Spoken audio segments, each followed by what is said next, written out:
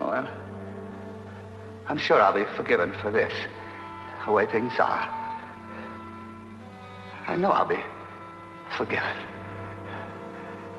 I need your loving like the sunshine,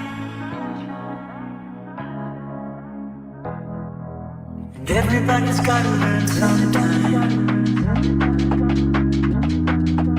Everybody's gotta learn sometime. Everybody's gotta learn sometime. I said it before and I'll say it again. Life moves pretty fast. You don't stop and look around once in a while. You could miss it. I said it before and I'll say it again. Life moves pretty fast. You don't stop and look around. You could miss it. I said it before and I'll say it again. I said it before and I'll say it again. I came to the door, said it before. This story all about it. Everybody's gotta learn sometime. I don't know why, but I can't think. Everybody's gotta learn sometime. Everybody's gotta learn sometime. Sometimes you're flush and sometimes you're bust. And when you're up, it's never as good as it seems. And when you're down, you never think you're going to be up again. But life goes on. You're the creator. Anything that you want, you can build here. This is your world. Your dreams come real here. Everybody's gotta learn. All I have to do is dream. Dream, dream, dream. Everybody's gotta learn sometime. Sweet dreams are made of these. Everybody's gotta learn sometime. Everybody everywhere is battling for what they can get. Everybody Gotta learn sometime. Maybe not today, maybe not tomorrow, but soon, for the rest of your life. What about us? Sometime. Maybe not today, maybe not tomorrow, but soon, for the rest of your life. What about us? Oh, perhaps. Maybe not today, maybe not tomorrow. Maybe not today, maybe not tomorrow. Maybe not today, maybe not tomorrow. Tomorrow. And I'll say it again. Maybe not today. Life moves pretty fast. You could miss it. And I think it's gonna be a long, long time. A long time. Long time. Maybe not today, maybe not tomorrow. Been a long time. Been a long time. A long time. Been a long time. Long time. Everybody's gotta learn sometime. it don't feel my ride. It don't feel my ride. It don't feel my ride. It don't feel my ride. Everybody's gotta learn sometime. Pretty fast. What a time to be alive. I came to the door, said it before. Everybody's gotta learn sometime. Maybe not today, maybe not tomorrow.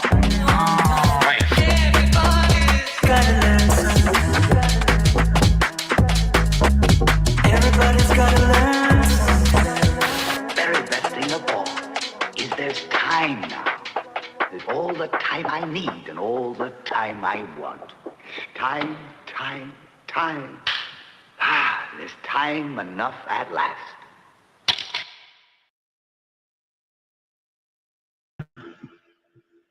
Shout out to Zed's Dead, man, and all the artists that were compiled in that compilation. Greetings. Oh, shout out to Truther Cop as well. That was just in that playlist. But let's move on to what I wanted to get to here. Clink the Lick, indeed. So this is what we're going to be looking at here. From, who is this here? Let me see. A channel I stumbled on. Put some good compilations together, seemingly. It looks like I have a little issue with loading here, but yeah, it was very 80s. Again, that was Zed's Dead. Great compilation. Let me see if I can show that here. Yeah, Channel Flipping by Zed's Dead, who I've had the pleasure to see live at least a couple times, if not a few times, over the course of my 33 plus years. But anyway, let's get to it without further ado. Where are we at here? So we're on a website that's not the most favored by this platform, but a video that's going to get into the DigiID, facial recognition, how you become sick, iodine, and then even planes not using fuel. I don't know if I'll include that part or skip past it, because I actually wanted to play the newer upload from like today or yesterday, but I hadn't watched this one either. Only one I watched was this one with the school board, Agenda 2030 optics, data, SpaceX, et cetera, et cetera. You know, I would play that too, but I'm going to be here for a short time anyway. So we're going to get into this. It looks like they're going to get into some Whitney Webb, who you can say what you want about her. She could very well be, you know, bought and paid for on some level easily. I mean, she's definitely promoted by many platforms, and she's not shadow banned by any means, seemingly. But anyway, let's get to it. This is from Ceylon on the bit. Shoot. Can you even say that without getting flagged? Whatever. It's fucking BitChute. Who cares? No one's here anyway. Much love, y'all. It's great. You just called Tether. Ethereum's great. You just called Joe. All right, let's rewind. Happy full moon, by the way, folks. Last full moon of 2025. So get your positive affirmations in. Even if you don't say them, just know them.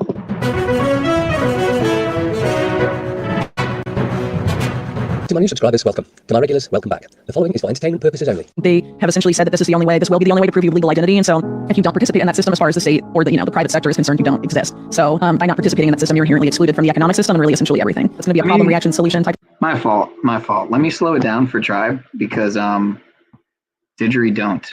Never heard that one. Let me slow it down for Tribe. Actually, let me slow it down for everyone because it's kind of ridiculous. You know what's crazy about this platform? You can go all the way up into 4x speed. So if you thought 2x was fucking a lot or 1.5 was a lot, fucking imagine 4x speed. I mean, can you imagine this shit? Situation where they're a solution, they're developing, want to be a new financial governance system, sort of big event on scale of World War II or some large event that's equally disruptive in order to be like right now, some financial system like they did after World War II. Today we have investigative journalist Whitney Webb warning us that we are witnessing the birth of a new international monetary system, consequences of which will be disastrous. Whitney warns us that this new financial system will replace the current Bretton Woods system and will be built solely on the blockchain. The purpose of the new financial system is total surveillance and censorship over every aspect of our lives. Whitney's warnings are based on the plans of several global elites, such as French President Emmanuel Macron and World Economic Forum founder Klaus Schwab. Schwab has warned the world that every industry from oil and gas to tech must be transformed, saying that we need a great reset of capitalism.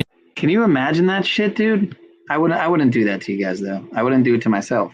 So, but yeah, we'll go into how about 1.5 speed? Is that good? It's the 5th of the 12th month. I guess I could go 1.25 speed since it's 12/5 and it's 1:25 on the central timeline right now. I'm on the East Coast, so it's 2:25, but we're going to go to 1.5 speed because I feel like it. And because I wanted to get to another video too before it gets much later. Should have started earlier, but it is what it is, folks. So enjoy.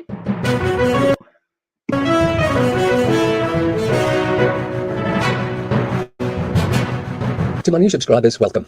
To my regulars, welcome back. The following is for entertainment purposes only. They have essentially said that this is the only way, this will be the only way to prove your legal identity. And so if you don't participate in that system as far as the state or the, the private sector is concerned, you don't exist. So by not participating in that system, you're inherently excluded from the economic system and really essentially everything. It's going to be a problem, reaction, solution type of situation where they've already made the solution. They've already developed what they want to be the new financial governance system after this new Bretton Woods moment. They just need some sort of big event on the scale of World War II or some large event that's equally disruptive in order to be like, all right, now it's time for a new financial governance system after this big event like they did after World War II. Mm-hmm. Today we have investigative journalist Whitney Webb warning us that we are witnessing the birth of a new international monetary system, the consequences of which will be disastrous.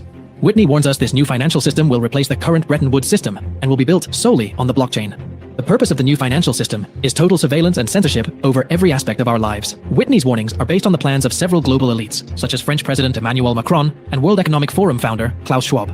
Schwab has warned the world that every industry from oil and gas to tech must be transformed, stating that we need a great reset of capitalism. In her most recent interview with Mark Goodwin, Whitney warns us that all world governments are pushing us towards this new world order. It is being ushered in by elites such as BlackRock's Larry Fink, who wants to tokenize all existing assets and commodities in the natural world. Let's stop this elite term. Let's go with delete. Can we call them the delete from now on? Speak it into existence, folks. Whitney warns that everything will be tokenized, from forests to rivers, mountains, and lakes. Everything commoditized to be owned and traded by the super rich and powerful, all with one singular goal in mind: complete control and domination over the rest of us. Within the conversation, Whitney breaks down two important factors of the New World Order plan: digital IDs and natural world tokenization. Whitney warns that Schwab and his fellow elites are on the verge of achieving their grand plans and will use a catastrophic level event on the scale of World War II to usher in the new financial system. As we bring you clips from the video, only a small percentage of my viewers are actually subscribed. If you enjoy finance and investing content, consider subscribing or liking the video. It's free and you can always change your mind. For now, let's jump in with Whitney Webb. So I think the digital ID is a key enabler of the surveillance, knowing what everyone is doing at the transactional level and being able to tweak that micromanagement based on a person's activity, because the digital ID isn't just limited to the financial system, right? It's like your travel, your health history, your career history, your education credentials, your access to telecommunications, social media, the internet. With the new AI era, right, they can fuse all the data, analyze it, and depending on how they develop that AI algorithm, use it to control people really in unprecedented ways. I think the digital ID and the CBDC and its private sector equivalence project is something that we're always sort of intended to be the same system. So there's documents from the UN, from the BIS, and in related groups that are sort of been that have been working on this for years, that essentially frame one as essential to the other, using words about, this is inclusionary, the whole, marketing behind digital ID is that everyone needs a legal ID because otherwise they're unable to access essential services, right? And so the idea is we all have to be included in the system, and they directly link that to the concept of financial inclusion and banking the unbanked, which you brought up earlier. But inherently, these systems actually function in an exclusionary way, based on how they've been set up. They have essentially said that this will be the only way to prove you have legal identity. And so if you don't participate in that system, as far as the state or the private sector is concerned, you don't exist. So by not participating in that system, you're inherently excluded from the economic system and really essentially everything. So you have to onboard to the surveillance state or be excluded from everything. So it's, being marketed as inclusion, but it's really inherently exclusionary. Totally. So how does this system get triggered? How do we move into the Mark Carney-ism? Well, I think they sort of give it away when they say that this is the new Bretton Woods movement that needs to be seized. So Bretton Woods was what came out of World War II essentially, and was the creation of a new financial governance system after World War II. And this is essentially an effort to create a new financial governance system that was announced well before any sort of crisis like that, but it's probably going to need a crisis of that level to be implemented and convince people to onboard at scale. And if you subscribe to the theory that all wars are bankers' wars, which there is plenty of evidence to support that, I would say, that seems to suggest that perhaps, this is the it's going to be a problem reaction solution type of situation where they've already made the solution. They've already developed what they want to be the new financial governance system after this new Bretton Woods movement. They just need some sort of big event on the scale of World War II or some large event that's, equally disruptive in order to be like, all right, now it's time for a new financial governance system after this big event like they did after World War II. Mm-hmm. Yeah, and I think the thing that's so interesting about this debt bubble exploding is that when you know that the debt bubble is going to explode and you want to explode it into the new system, the way that you sort of trigger that into the system that you want to get the masses to go with you is you actually want to have the most debt obligations on the record, on the board, so that when the system pops, they'll all pop. When the debt bubble pops, every debt bubble will pop. It'll be everything all at once. It won't just be like, oh, Japan's fine, the US is it won't work like that. Everything will pop at once. So in this weird way, you actually want to create as much debt as possible right before the pin bursts the bubble, and then you can offer this, hey, we'll service your debt 1-to-1 if you come join this new universal tokenized ledger. Just sign up here, do a selfie of your face, and give us your biometrics, and then here you. What happened? All right, we seem to be having a technical issue here. Bear with me.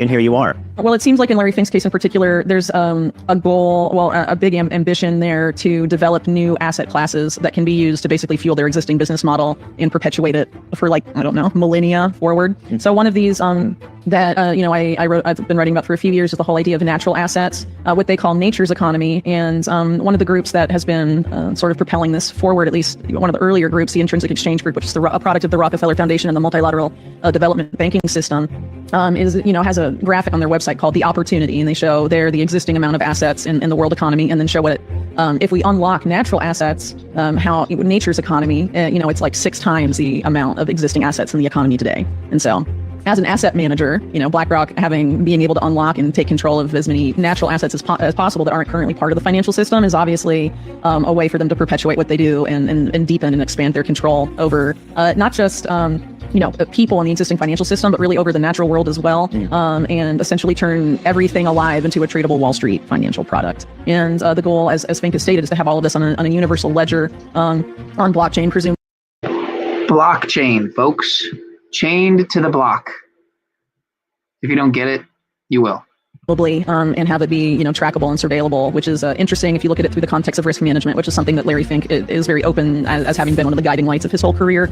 And so by having it all surveillable and automated in a sense, he's able to have his risk management AI thing, Aladdin, sort of exercise control over it in unprecedented ways, I think, for their benefit. And then, of course, a lot of what's happening now as we're moving into this new financial governance system is the push to change all of the infrastructure towards this, quote unquote, green model, I guess, or decarbonization, right? Which is, of course, interface with the global carbon market, but not necessarily. So, like, it doesn't have to be. But the push is obviously to create a bunch of new infrastructure all over the world, and BlackRock is positioning themselves to be one of the key players in that space. They acquired, I think they're called GIP, one of the biggest infrastructure, developers in the world. And I think one of their top guys at Davos just a few months ago was talking about how they're betting really big on infrastructure going forward, and it's going to be one of the biggest investment opportunities of the next several decades, actually. So I think they're quite ambitious, and if people aren't aware of this, I'm sure they'll get away with it, but we'll see. One of the things too about the natural asset thing, at least as far as the natural asset corporation model is concerned, is that you literally just go into a forest or you go to a river or lake and you identify the natural asset, and then at no cost to you, just after identifying it, you issue shares in the natural asset, a lake, a forest, whatever, and then you sell those shares to the sovereign wealth funds, asset managers, whatever, and then you have an IPO and generate all this money. I mean, it's literally just pointing out something outside and being like, this is mine, I'm going to fractionalize it and sell it to people, and you're producing money in like, out of thin air, essentially. And you're able to do that. I mean, the natural world is vast and huge, and they're doing this, they're financializing it all as framing it as the only way to save the planet. But really, it's the only way for them to save their insane debt racket. Right. And it's funny too, because, I think there's a parallel here that you've talked a lot about where it's like, pay no attention to the man behind the curtain playing with the blockchains and who's validating the blockchains. Howie Lutnick of Cantor, specifically said, hey, if you want something seized, Tether's great, you just call Tether. Ethereum's great, you just call Joe Lubin. You call the guy behind the decentralized theater to blacklist the person or do whatever. Reminds me kind of a little bit of how the AI play is probably going to go, right? It's like, oh, it's AI that's in charge. It's AI that's in control of all these things, but really it's the keepers of the AI. Totally. Yeah. I mean, you have to pay attention to the people that are tweaking the AI, programming its objective functions that maintain it. They're able to manipulate it, and there is definitely a coordinated push to put AI in charge of as much of everything really as possible, and allows them to sort of follow what I call the Wizard of Oz model, be the man behind the curtain, but have AI be sort of this layer between you and the public that gives you, sort of allows you to never be accountable for anything. You can just either blame everything on the AI or say, like, AI is superior to human intelligence, and therefore, it's not our fault, and we should trust what it says. Computer says yes, computer says no. And, I think it's very likely that AI, following that same model, is going to have a very big role in this coming, digital financial system. Well, I think the selling point that we're going to be seeing soon are these same guys saying, this is the free market solution to climate change. Let's let the free market resolve the environmental issues that we're facing, and this is the way to do it. I think it's probably going to be cloaked under those metrics, because obviously framing it in sort of a left-leaning way has been unsuccessful and generated a lot of pushback. To the point where you have big groups like BlackRock and Vanguard, abandoning some big climate groups that they were a part of. You have Larry Fink openly backing away from the term ESG after being sort of the ESG champion guy. Larry Fink, who's that? I've never heard of him. He sounds like he might be a nice Jewish man who probably has everyone's best interest at heart. Let's hear I think I might have a clip of, do I have a clip of him? BlackRock CEO says corporations must work harder to force people to comply. Is that the same guy? Behaviors are going to have to change, and this is one thing we're asking companies. You have to force behaviors, and at BlackRock we are forcing behaviors. One more time, Larry, for my friends in the back. Behaviors are going to have to change, and this is one thing we're asking companies. You have to force behaviors, and at BlackRock we are forcing behaviors. Man, I wonder how they're doing that. I wonder what they're actually putting into place to make sure that happens. I wonder. Come on, play now. Trying to go back and going on record saying that a lot of this stuff that BlackRock's been involved in, that's been framed as ESG, isn't about politics or ideology. It's about the prospect of long-term returns and profit. So I think. Now that is a great question. I think, him moving in that rhetorical direction is sort of a harbinger of what we're likely to see going forward, because they want the big players in financial markets to sign on, and they don't want to see it as like a state-led thing. They want to see it as a private sector-led thing to get them to onboard, and also to sort of, I think, neuter a lot of the criticism from right-leaning people in the populist right in general. The guys with guns. Yeah, well, in the States, yeah, Sure. the majority of gun owners, right? They want to sort of placate them, and I think they're also going to offer it to people as, oh, if you buy into these systems, you'll, be prosperous. This is, a return to sovereignty and prosperity, and they're going to use some of these technologies, where people have heard the terms but aren't necessarily overly familiar with them, and sort of market it as being, a return to financial sovereignty and prosperity and stuff, but not necessarily. I think it's, again, it's going to be the same debt-based monetary system. Debt is a form of control, but they're going to try and market it, I think, under those metrics. So, Fink recently said that he views Bitcoin specifically as a technology for asset storage, and in this multipolar currency paradigm, it's likely there's going to be, in multipolar reserve assets, they want to move away from the appearance, at least, that the U.S. dominates the reserve assets of the world. Do you think Bitcoin has a place in that? And do you think it's possible for the U.S. government to sort of Wizard of Oz that, to sort of be able to manipulate countries, through that potentially?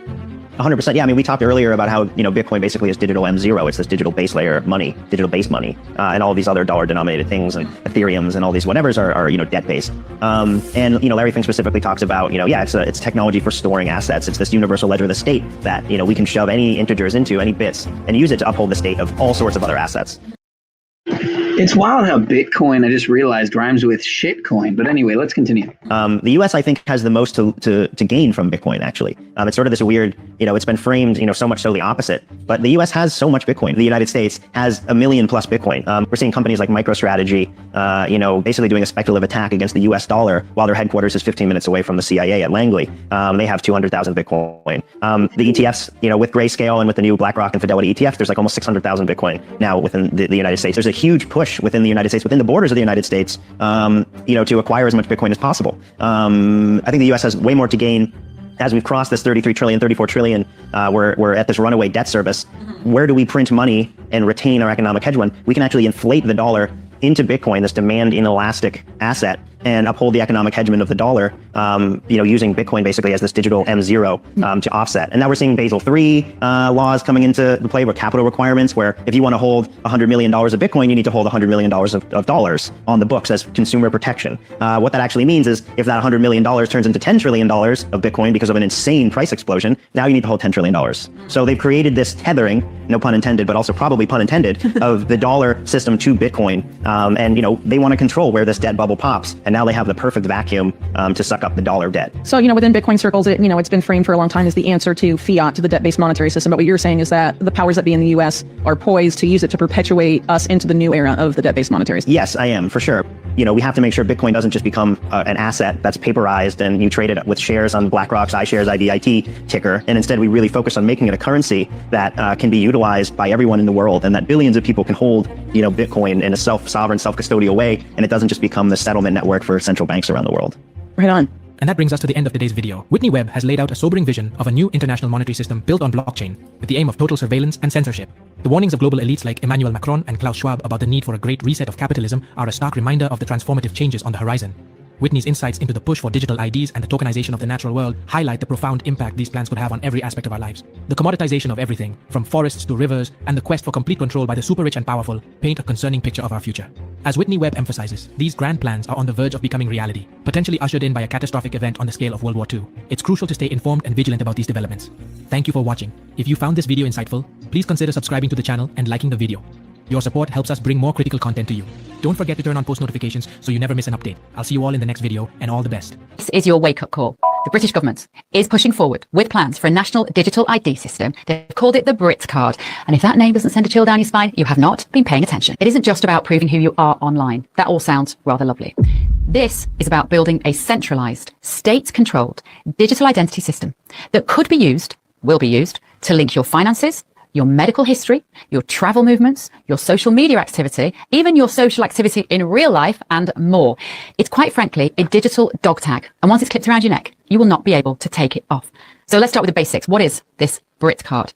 According to leaked briefings and government statements, and frankly, any of us who've been paying attention knew this was coming, the Brit card is going to act as a unified digital identification that every British citizen can use to access public services that prove their identity. And eventually, though they won't say this part out loud, link with your banking, your health, and your travel movements. Let's also not forget that we are already seeing the slow creep of programmable money. The Bank of England is working on a digital pound and has been for a few years, and there are active conversations now about linking spending capabilities to your digital identity. That means if your ID is flagged, limited, or suspended, I don't know, because maybe you said some hurty words on social media, that will mean you can't access your own money. Just let that sink in. The government already has a proven track record of making life extremely difficult for people who don't toe their very narrow line. From freezing protesters' bank accounts to threatening censorship online, the precedent is clear. Give power-hungry bureaucrats without sufficient conscience or imagination a system like BritCard, and you're handing these idiots the keys to your digital life. And just wait until it's tied to your carbon tracking or your health data. You didn't recycle this week? Points will be deducted. Bought too much red meat or petrol? Access denied. Did you say something misleading? Perhaps some misinformation? The kind of stuff that you and I would know to be true on social media? Your account will be flagged. If you think that is far-fetched, then you haven't been reading the same websites as me. You just have to go and have a cursory glance to the World Economic Forum website, and it's all there in black and white as an ambition. It's such an important conversation. It's literally the most important conversation that we should be having at this time. Because once the BRIC card becomes part of daily life, resistance will be painted as extremist. Sounds familiar, doesn't it? So speak up now while we still can. And finally, this is about power. The BRIC card isn't about technology. It's not about convenience. It's not even about illegal immigration, regardless of what they tell you. It is about power. Who has it, who controls it, and who loses it. If we let our MPs, cheered on by tech companies, push this through without a fight, it won't be long before asking the wrong question, spending money on the wrong things, or holding the wrong opinion will put you on the wrong side of the system. And there will be millions of people who will be happy to cheer this through. It's not even about left or right. It makes that old-fashioned political paradigm utterly irrelevant. It is about being free or being trapped.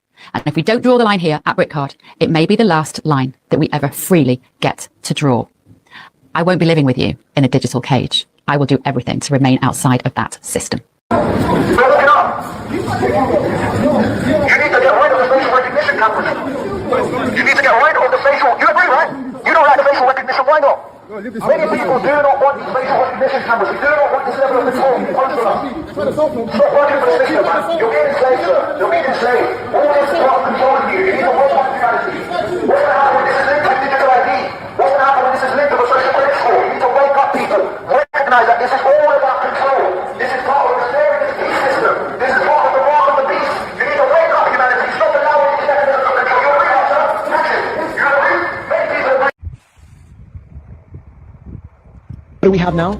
We now know with peer-reviewed study that bees are testing with 70 times more aluminum in their system than what it takes to cause Alzheimer's or dementia in a human being. It's a wonder any of them are alive. 70 times more. And this is important as well. When you have somebody from some agency who's paid to lie, who tells you it's normal to have aluminum everywhere because it's a very abundant element. That is a lie of inaccuracy. Aluminum is very abundant in the environment, yes, but it does not exist in the environment in free form.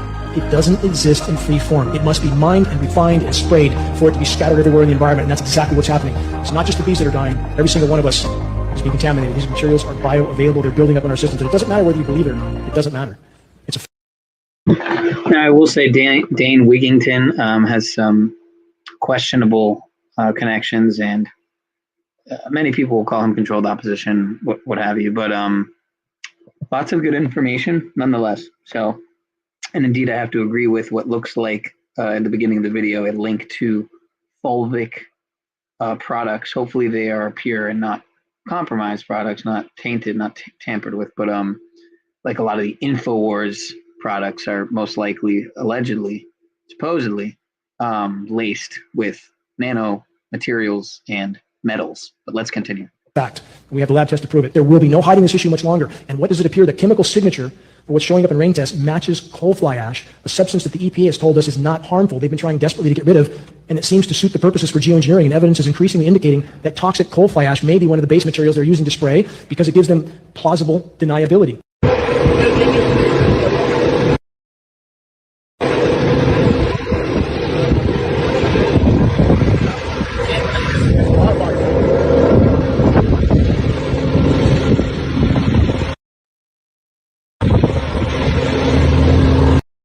Now that's a hard one to believe, that they would straight up put weather modification on the side of the plane. That's a hard one to believe there, but that would be wild if they're really just that ballsy.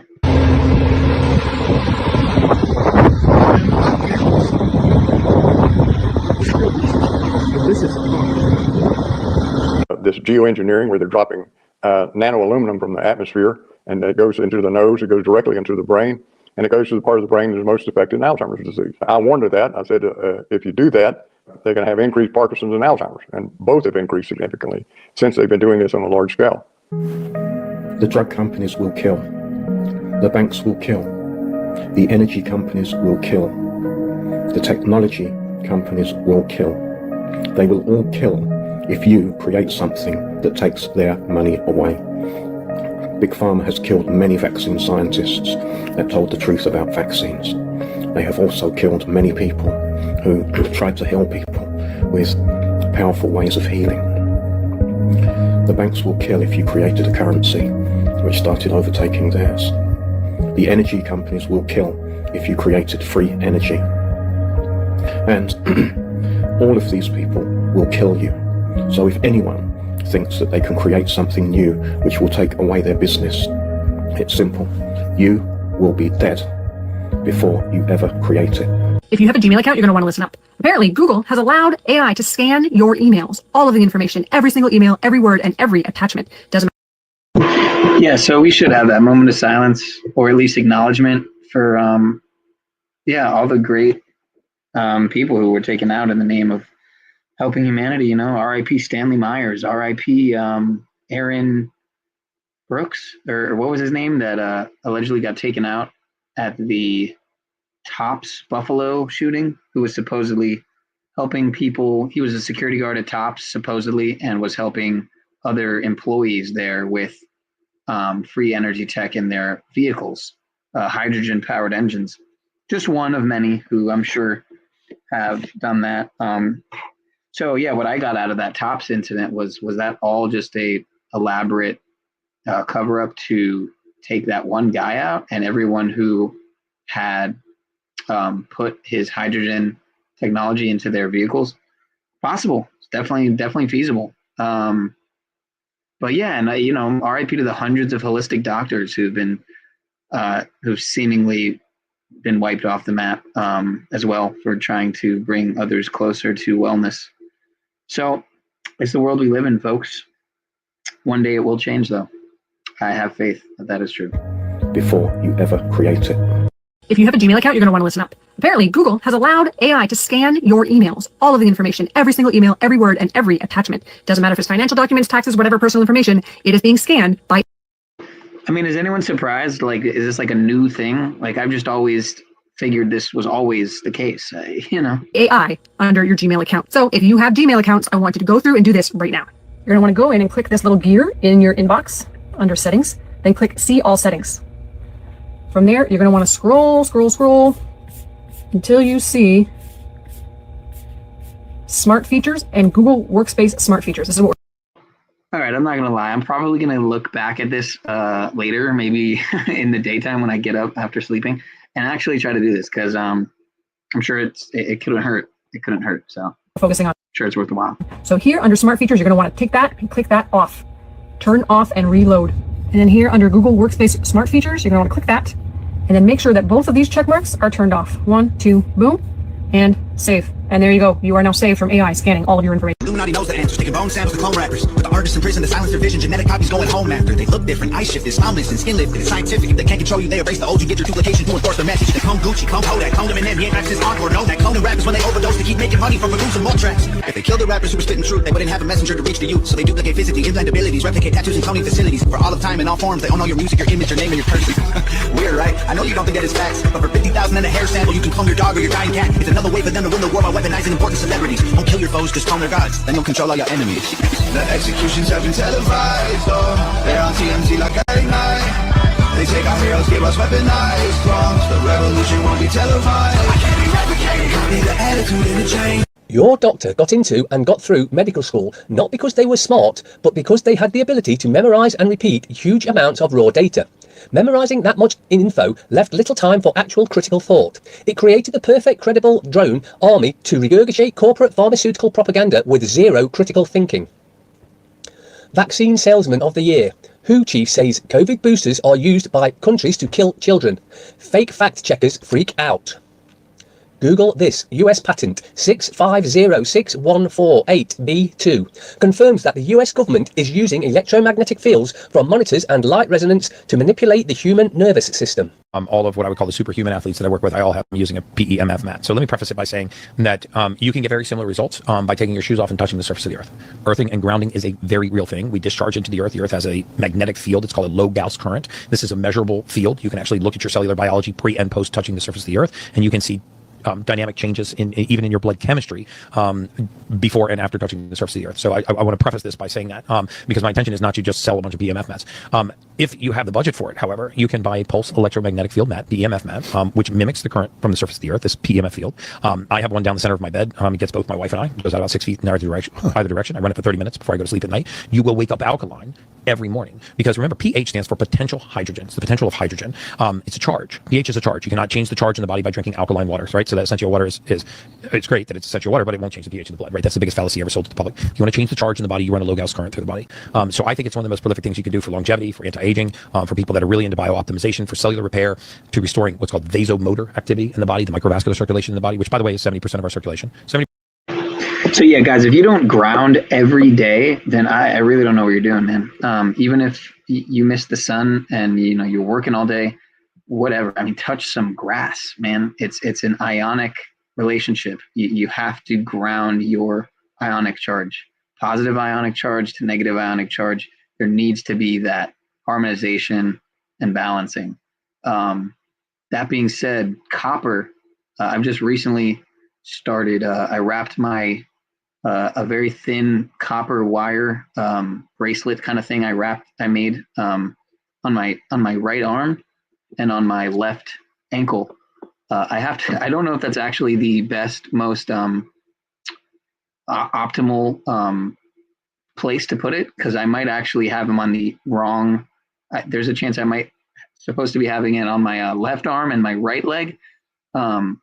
But I could always do that later. But I could swear that it's more than placebo, but I could swear I've felt a slight difference, a slight improvement with when I do ground. It seems that the grounding itself takes place faster, if that makes any sense.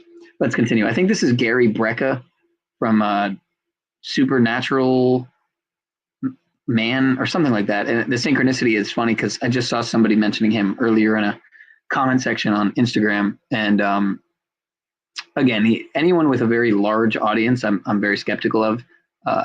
And this gentleman is included in that. But let's continue. Percent of the circulation in the human body is not done by the heart. The heart cannot reach 70% of our circulatory system. It shocks people when I say that, but it's patently true. The 70% of our circulation is done by something called the vasomotor. It's a peristaltic wave-like motion. It's like a snake swallowing a mouse. So the PEMF is very good for vasomotor activity. So people always ask me, how do I become sick? Well, Now, shout out to Cultivate Elevate, who I've had the opportunity to talk to a couple times, I think on Instagram. And this is somebody who I've never seen anything I disagreed with.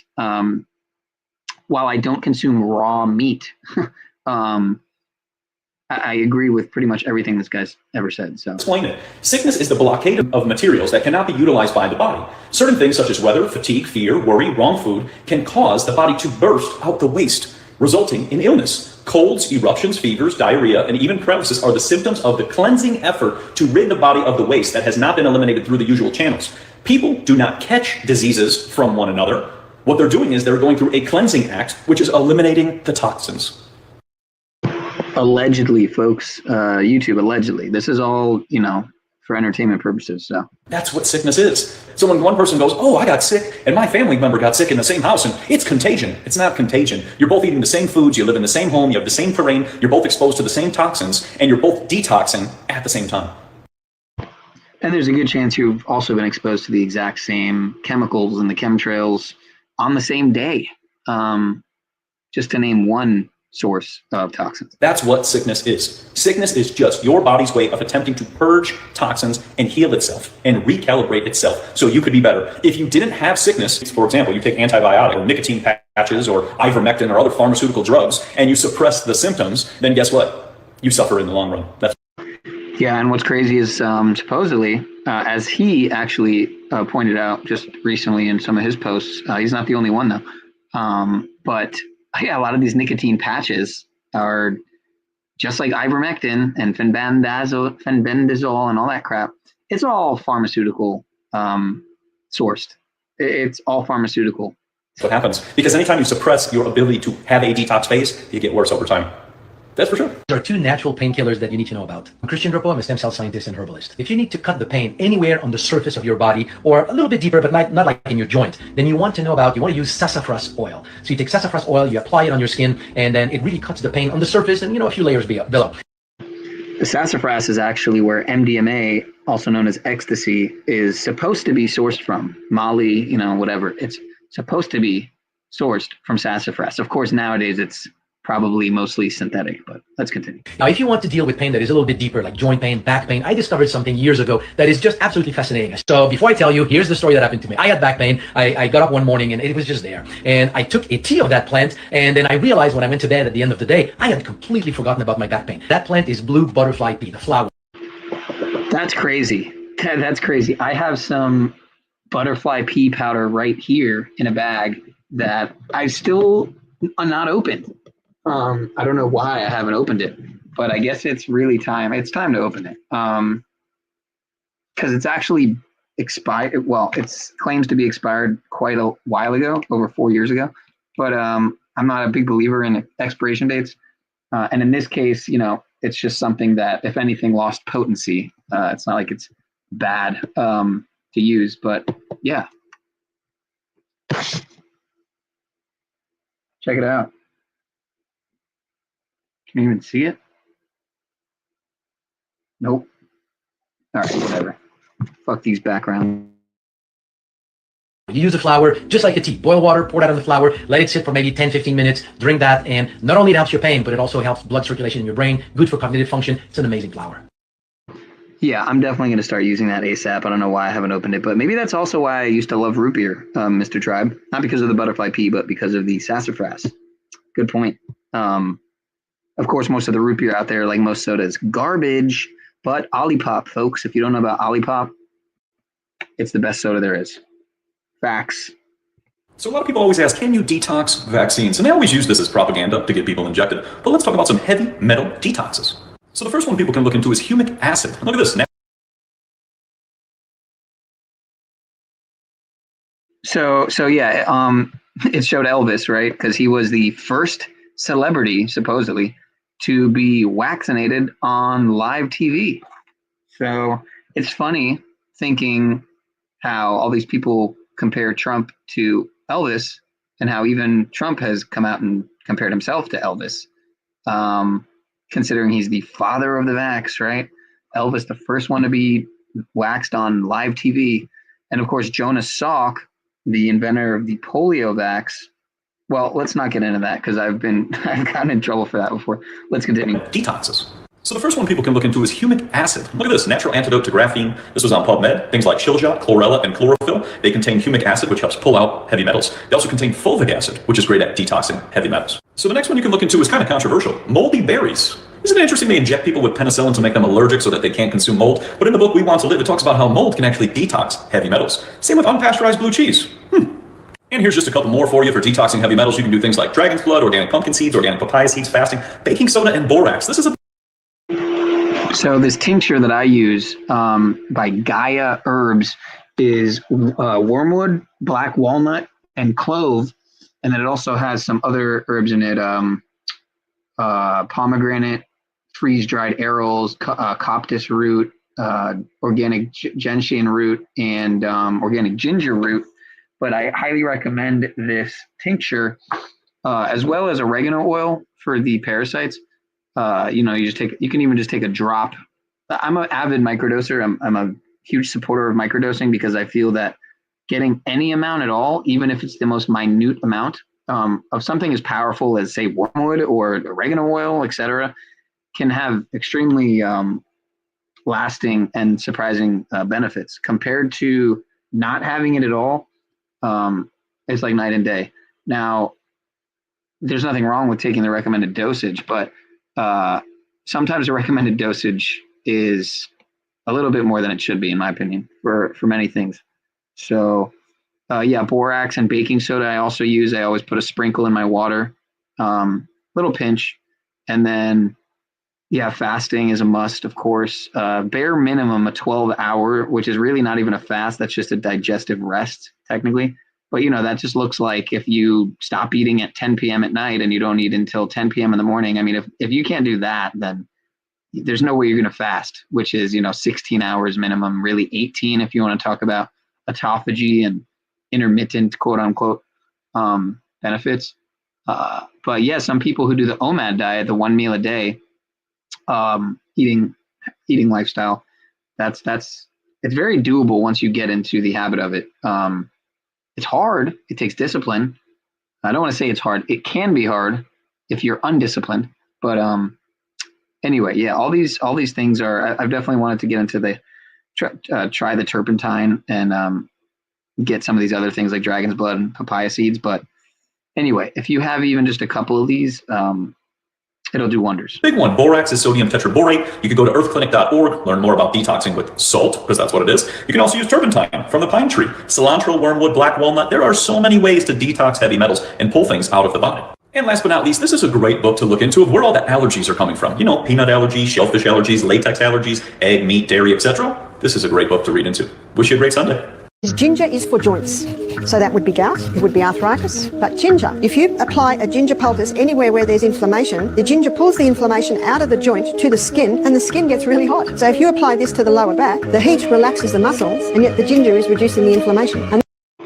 And remember, ginger, when in combination with turmeric, is an anti-inflammation powerhouse. And then when you add even into the mix on top of the ginger and turmeric extracts, you add the black pepper extract or galangal, holy basil, aka Tulsi, like Tulsi Gabbard. No connection. But yeah, the more you add into that mix, if you can have all of those, it is a serious anti-inflammatory powerhouse. But shout out to Barbara O'Neill, who we're listening to here. And the person has the choice when they're going to bed. But when people have gout or arthritis, the heat is usually very, very nice. And again, for a sore lower back, it's very nice because, again, it pulls the inflammation out of the joint and the heat relaxes those muscles that tend to cramp whenever there's pain. She emailed me the story and she put the ginger poultice on her sore knee. She was so excited it reduced the pain by 50%. You've just overdone it. One lady said, my skin's burning. And I said, actually, it won't burn. What's the joint like? She said, this has been paining me for 2 years. And this is called a paper tape. This is a really soft tape on the skin. In the morning, she was so excited. The joint had gone right down and she could move her finger. Remember, gout, arthritis, you can do it. The American Cancer Society was founded. And if you go look at their mission statement that they created, why they created this nonprofit organization, American Cancer Society, it was solely to receive donations. That's their mission statement, to receive donations, to fund research, to cure and eradicate cancer from the... All right, now, if this is Dr. Brian Ardis, I'm definitely skeptical of this guy too, because anyone who pushes virus, the reality, non-reality of viruses and what do you call it? The virus lie obviously should be looked at with a closer eye. Earth. I did a presentation 2 years ago in California. Not to mention he pushes he promotes the nicotine patches, which are funded by these same interests that he seems to be, exposing. So there's a double standard there. And I said, I want to show you guys something. The American Cancer Society on their website right now. And I showed the website. It says, we do not know what causes cancer and no cancer is curable. I put up on the screen for the years of COVID only, their tax return revenue reporting to the government of the United States. They have been given in 5 years, $4.5 billion just in the last 5 years. And they still don't have a cure for cancer, nor do they know how to treat it. They can only make money off of sick people, not healthy people. Heart medicine, dandelions, and Roundup. That sounds crazy, right? But you know what? They all fit together like a puzzle. You know why? Those little yellow dandelions that grow in your yard that they tell you to hate, they're terrible. They're actually the greatest thing on the earth for your heart. The enzymes and the electrolytes can literally cleanse and strengthen your heart valves and muscles more than anything else, and it's natural and free. The crazy thing is, the same company that owns the heart medicine, that is the highest sold heart medicine in the entire world, that makes hundreds of millions of dollars a year, is the same exact company that owns Roundup. Yeah. There's a great book called The Iodine Crisis, which just goes more in depth on this. I highly recommend. It's a life-changing book, and that's what taught me everything about iodine, because they talked about in the 1970s how iodine was from the foods, good old removing it from the foods and replacing it with bromide. And then guess what started happening? People started getting and they started going through the roof. If you don't understand how iodine works in the body, then you don't understand how a lot of the processes in the body work as well too. Lugol's is a great one. Used Lugol's for a long time. I've used Dr. Ed's. I use Pearl Powder. Those are the ones that I've done for a long time. Just to get that trace mineral, you know, and you get a little selenium in there too, because selenium complements the iodine. You can do a Brazil nut if you want. Very, very powerful, very healing. And once again, ladies with even men down below the belt, iodine. Like that's all it is. Just put iodine on the body. You can put it topically or you could eat it as well. You can put it into your drinks and eat it. But it's a powerful super. In traditional Chinese medicine, liver and gallbladder has a strong relationship and they're both important for our body detox.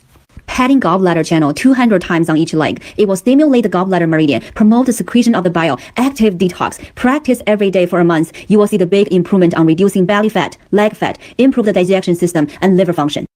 Always record. Yeah, note to self, get into tapping because I tried it not that long ago and I definitely noticed immediate benefits, just like I did with Tai Chi and Qigong. Highly recommend. You can't have this without first going through this. Where do you fall on the learning curve?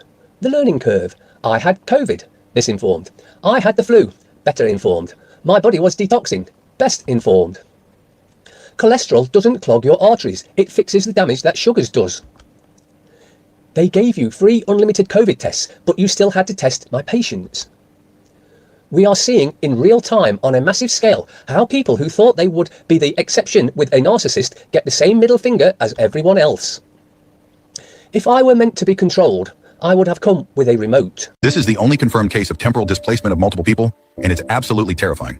In 1954, the Denver and Rio Grande locomotive number 487 disappeared while passing through a mountain tunnel in Colorado during a blizzard. The train, carrying 23 passengers, simply vanished from railroad records. 24 years later, in 1978, the same locomotive emerged from an abandoned tunnel and pulled into Union Station in Denver. Railroad officials were stunned. The train was exactly as it had disappeared, down to the coal still burning in the engine. But when they boarded, they found something. The passengers were dressed from different time periods. Some wore 1800s clothing, others 1940s attire, and a few wore styles that wouldn't become popular until the 1980s. Each passenger insisted they had just boarded moments ago, but when asked for the date, their answers spanned over a century. One elderly woman handed conductors a ticket dated 1887, while a young man showed a boarding pass from 1963. All passengers aged normally after disembarking, but none could explain how they had boarded the same train from different decades. The locomotive still sits in that station, and workers report hearing voices from different eras echoing from the empty cars at night. The question remains, what was that tunnel connected? Anybody else notice that time is speeding up? Months are flying by like days. Years are flying by like months. That things are moving just way too quickly. Which reminds me of when Jesus said, if things get too out of hand, I will have to shorten the time. What's being ushered in? What is at the doorstep? That time has now been sped up. Are we paying attention? I don't know, dude. Are you paying attention? You're literally a policy enforcer and you're speaking on these matters. Do you realize what you're enforcing half the time when you're on the clock, sir? When you're having to meet that quota? You're having to do dirty stuff at the end of the month because you haven't met that quota? I'm just thinking out loud here. Or are we just completely forgetting about what Jesus spoke about? For in the end times will be like the days of Noah, Sodom and Gomorrah. So ironic, right? The people of the world will be lovers of themselves and completely forget about who God is. This will start with the higher-ups, work its way to the parents, and land on our children. Time is moving faster. What is it that's getting closer? A majority of us know, but there are some that still have their blinders on and their earplugs in. What is knocking at the door? And why has time been sped up? Seek the Lord while you can still find him, for there will come a day where you won't be able to. Remember, God loves you. Jesus died to save you. He's coming back. You guys notice how many people say Jesus died for your sins instead of because of them? It's fascinating, man. It's fucking. At the peak of the Cold War, the CIA uncovered a source who claimed to have found an ancient Babylonian artifact capable of generating temporal portals with the ability to see through time. After recovering the crystalline artifact from the Baghdad Museum raid, Project Looking Glass shifted to Phase 2, construction of a temporal aperture device. The Nevada desert was chosen as the home for the device. Under the guise of nuclear weapons testing, we were able to construct the aperture in complete secrecy. 200,000 tons of structural steel were used along with 212,000 cubic yards of concrete. The crystalline artifact was stabilized with argon gas. Operators were specially trained psych operatives who were given a combination of psychedelic and emotion suppressive drugs. This was a necessary component in order to activate and operate the device and focus on specific time periods, past or future. December 12, 1979, first test activation. 3 operators exposed to unfiltered timeline data disappeared upon activation. All clinical staff experienced temporal displacement, with some reporting crossing their own timelines. The project was immediately suspended. The device showed us things, probabilities, warnings. In 2012, it revealed something that forced total shutdown. This footage is all that remains.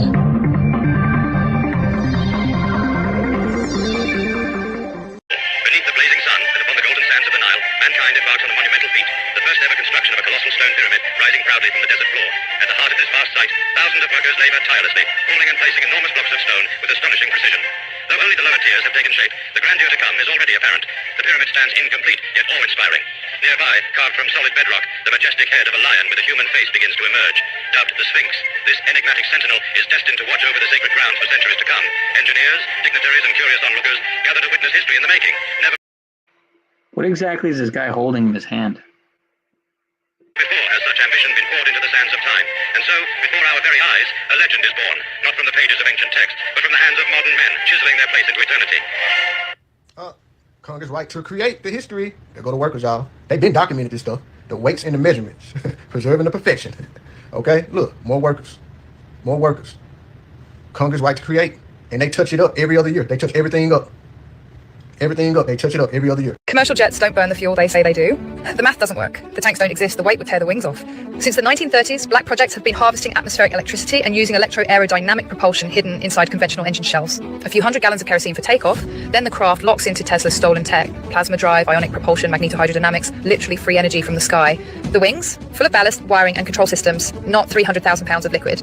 We're paying fuel surcharges for flights powered by the ether. The airline industry is a global cash machine built on a lie. They rub it in our faces with jet fuel dumps and fuel prices, but you never hear the liquid slosh because it's not there. Tesla's dream of free power lives, we're just not the ones using it.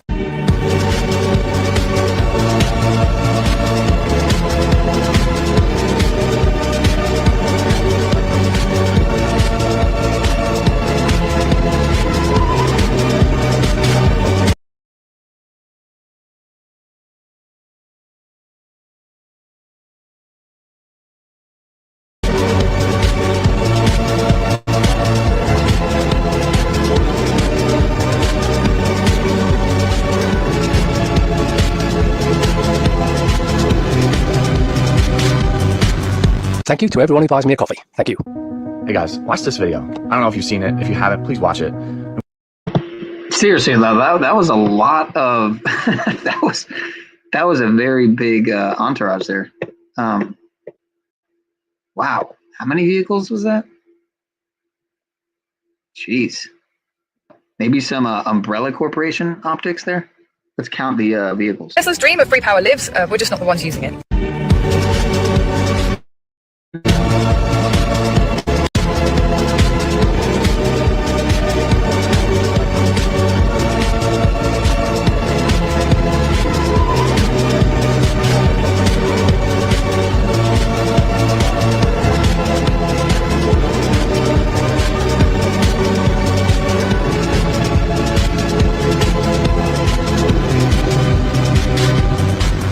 Thank you to everyone. So it looks like what you had there was the transport vehicles. You know, it looked like they were essentially giving it was a motorcade for those blacked out, for these guys right here, these blacked out tankers. That's really that looks like what was really being transported there was, and what the entourage was for these black, not tankers, but whatever they are. So who knows? Who fucking knows? Everyone who buys me a coffee. Thank you. Hey guys, watch this video. I don't know if you've seen it. If you haven't, please watch it. And watch it to the end. This mama deer stops this car mid-traffic. The guy gets out to like console and comfort the deer, to like kind of push her out of the road so she doesn't get hurt. But then the guy instinctually notices that the deer is actually calling out for his help. So he follows her like 10 minutes down the road. And sure enough, look where she brings him. Her little baby is all knotted up and tied up in this soccer goal. And she had brought this human to come and help her baby to be free. And I don't know, this she's allowing this human to put his hands on her baby to help. And now the mom is stressed because her baby's all stuck. She doesn't know if this human's gonna hurt the baby, so she starts freaking out. But the guy is just super gentle and just lets the mom know that he is there to help. And sure enough, the little baby's free. I just thought this was pretty magical. The guy gets back to his car, and this is where it's cool. The baby and the mom come back to that same location where he got to his car. The baby comes up, watch this, kneels down, puts his little head down in a sign of thankfulness, like thanking this man for freeing him and helping him and listening to his mom's cries for help. Just a magical video. Pay attention to the world around you guys. You never know who needs help. A woman became so disgusted with her husband, she finally All right, just for some relief, that was adorable. He packed his bags and ordered him to get out. While he was walking towards the door, she yells at him, "I hope you die a slow, painful death." He turns around, puts down his stuff and says, "So you want me to stay there?" How to make your wife laugh and 3 easy steps. Step 1, hold her hands. Step 2, look into her eyes. Step 3, tell her, I am the man of the house.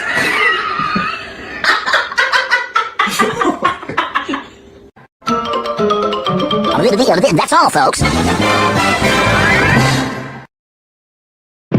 Yeah, so I guess this uploader likes to end his videos with a little bit of relief, because the other one I had watched ended with something kind of random too. But anyway, we could watch another one of his videos because they're good compilations. So what do you guys think? Would you rather watch another one of his videos? I would play this one, but I already watched it on Agenda 2030 Optics, SpaceX, and this school board meeting, which was pretty inspirational, with these parents speaking out against their children essentially being groomed by the school staff and being called out. But I kind of wanted to show this video from Corbett. And I was thinking about it earlier, how the name of this channel is Corbett Report, kind of like Colbert Report, which used to be, Stephen Colbert's show on Comedy Central. There was Daily Show with Jon Stewart, and then there was the Colbert Report with Stephen Colbert. Now he's one of the, late night. He's been one of the late night talk show guys for quite some time, and supposedly he's his show is coming off the air in May, amidst some, Trump stuff, kind of like the Jimmy Kimmel psyop. This is, I'm sure, another psyop. Who knows if he's really going to come off the air or not? I wouldn't be surprised if they just, if that never happens, and he stays on the air. But just to drum up the controversy and all that. But yeah, what do you guys think? Would you rather watch this? FDA confirms convid wax killed children, or this video here, practicing without a license, some common law stuff, COVID Jews are immune, TV lies, and the truth about quote unquote illegals? Yeah, drop a 1 for that, or a 2 for this convid vax children killer video. What do you want? What do you want? I'll leave it up to you, the people. Some crazy mass bitch yelled at me on a train once. Just once? Man, that's not too bad. Don't worry, everything's okay. Stunts to boost ratings. Indeed. Well, again, Jimmy Kimmel, where is his show filmed? A Masonic temple. I mean, you can't make this shit up. It's not hidden. It's very out in the open. Jimmy Kimmel, he's got the double M's in both his names. Again, his name is James, right? But they got to call him Jimmy Kimmel with the double M's, the 33 in both names. He's filmed at a Masonic temple. I mean, you can't make it up, dude. Block cameras. Yep. A parent that complains about grooming but still sends children to school. Oxymoron. Yeah. Yeah, what do you guys want? Drop a 1. Drop a 1. Well, you know what? All right, I'm gonna take the reins here. I got to show you the beginning of this because it's kind of inspirational. Even though I have someone very, very close to me who is with somebody who's definitely taken by the agenda. The calling yourself something you're not agenda, the going against biology agenda. You know what I'm talking about. But I'll just show the beginning of this,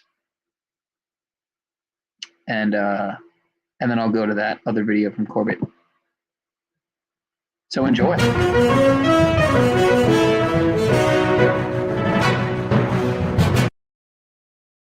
Well, we got a 3 in the chat, so that's kind of funny because this is 3, because this isn't even the video I was going to play.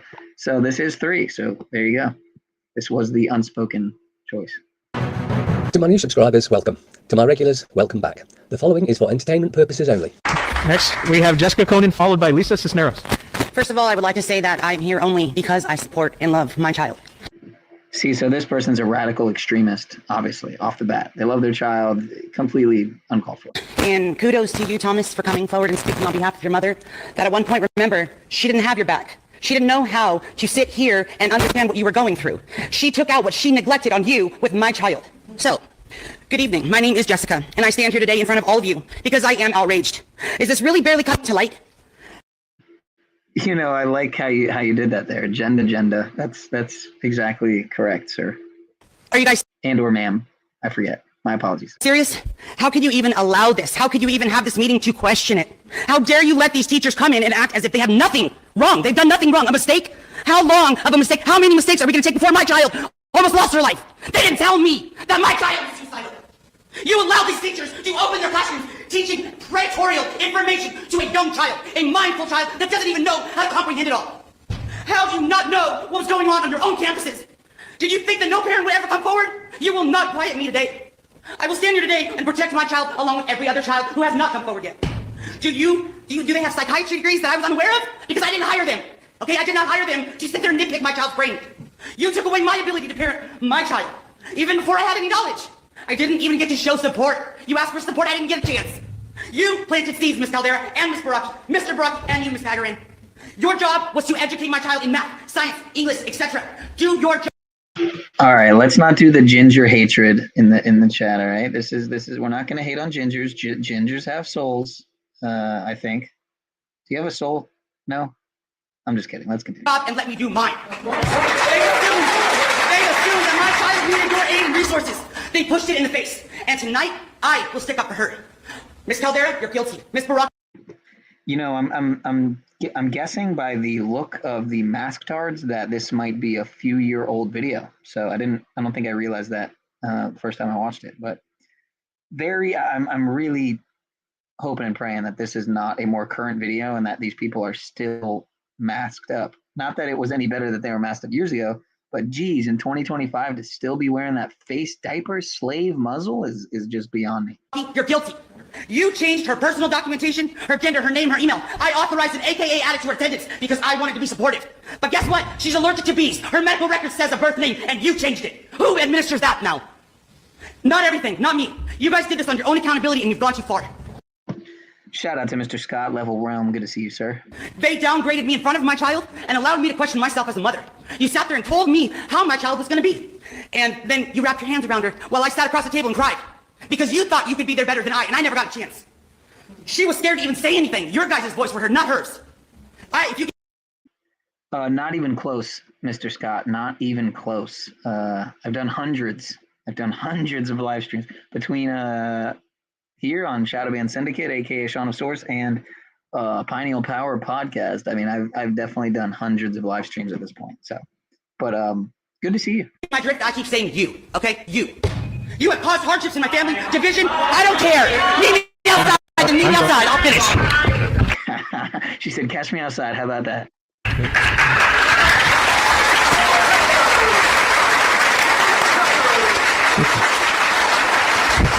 Next.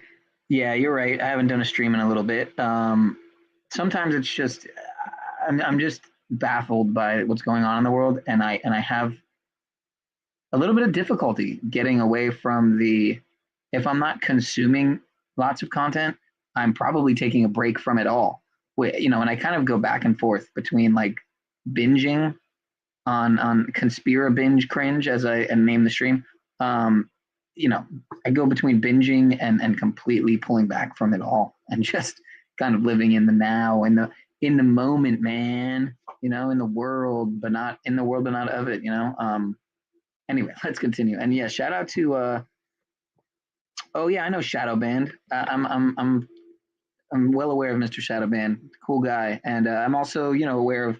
I think I checked your channel out not that long ago, sir, and I saw that you know Mr. Boston Ray and some of those guys. So you're in good company here, and I have a feeling I am as well. So pleasure. Next.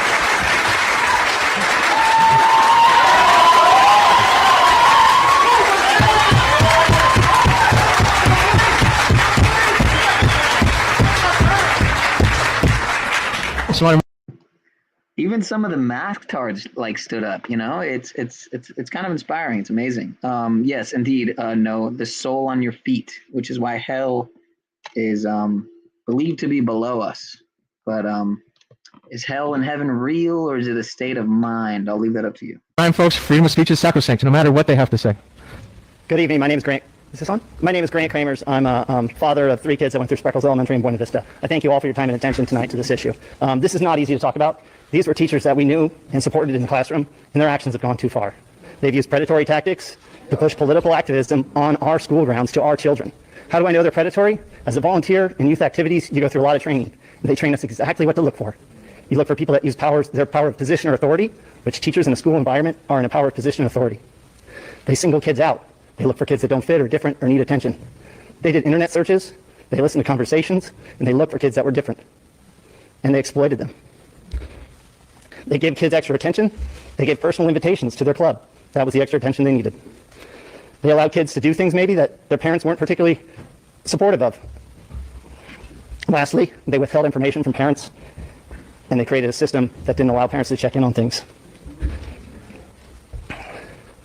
There's a lot of questions to ask. I'll send an email because there's a lot of questions. There's a history here. The board probably needs to be part of the investigation, not overseeing the investigation, but part of it to find out what was been corresponded in the past. Mr. Torallo has a history here at these campuses. He probably needs to be part of it as well, and Mrs. Pegrin. The real issue is the 2 teachers, but the whole thing needs to be looked at. Unfortunately, Ms. Caldera and Ms. Brockie showed their inability to control their personal political agendas. This proves that there's no place for either of these 2 on school campuses. I think the state board needs to determine whether they should be teachers.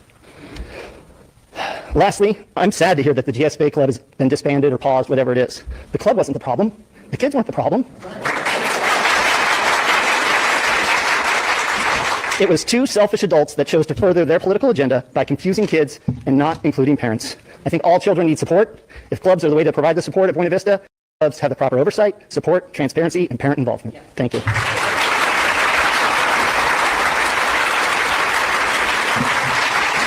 Bernice Carcano, followed by Cheryl Duffus.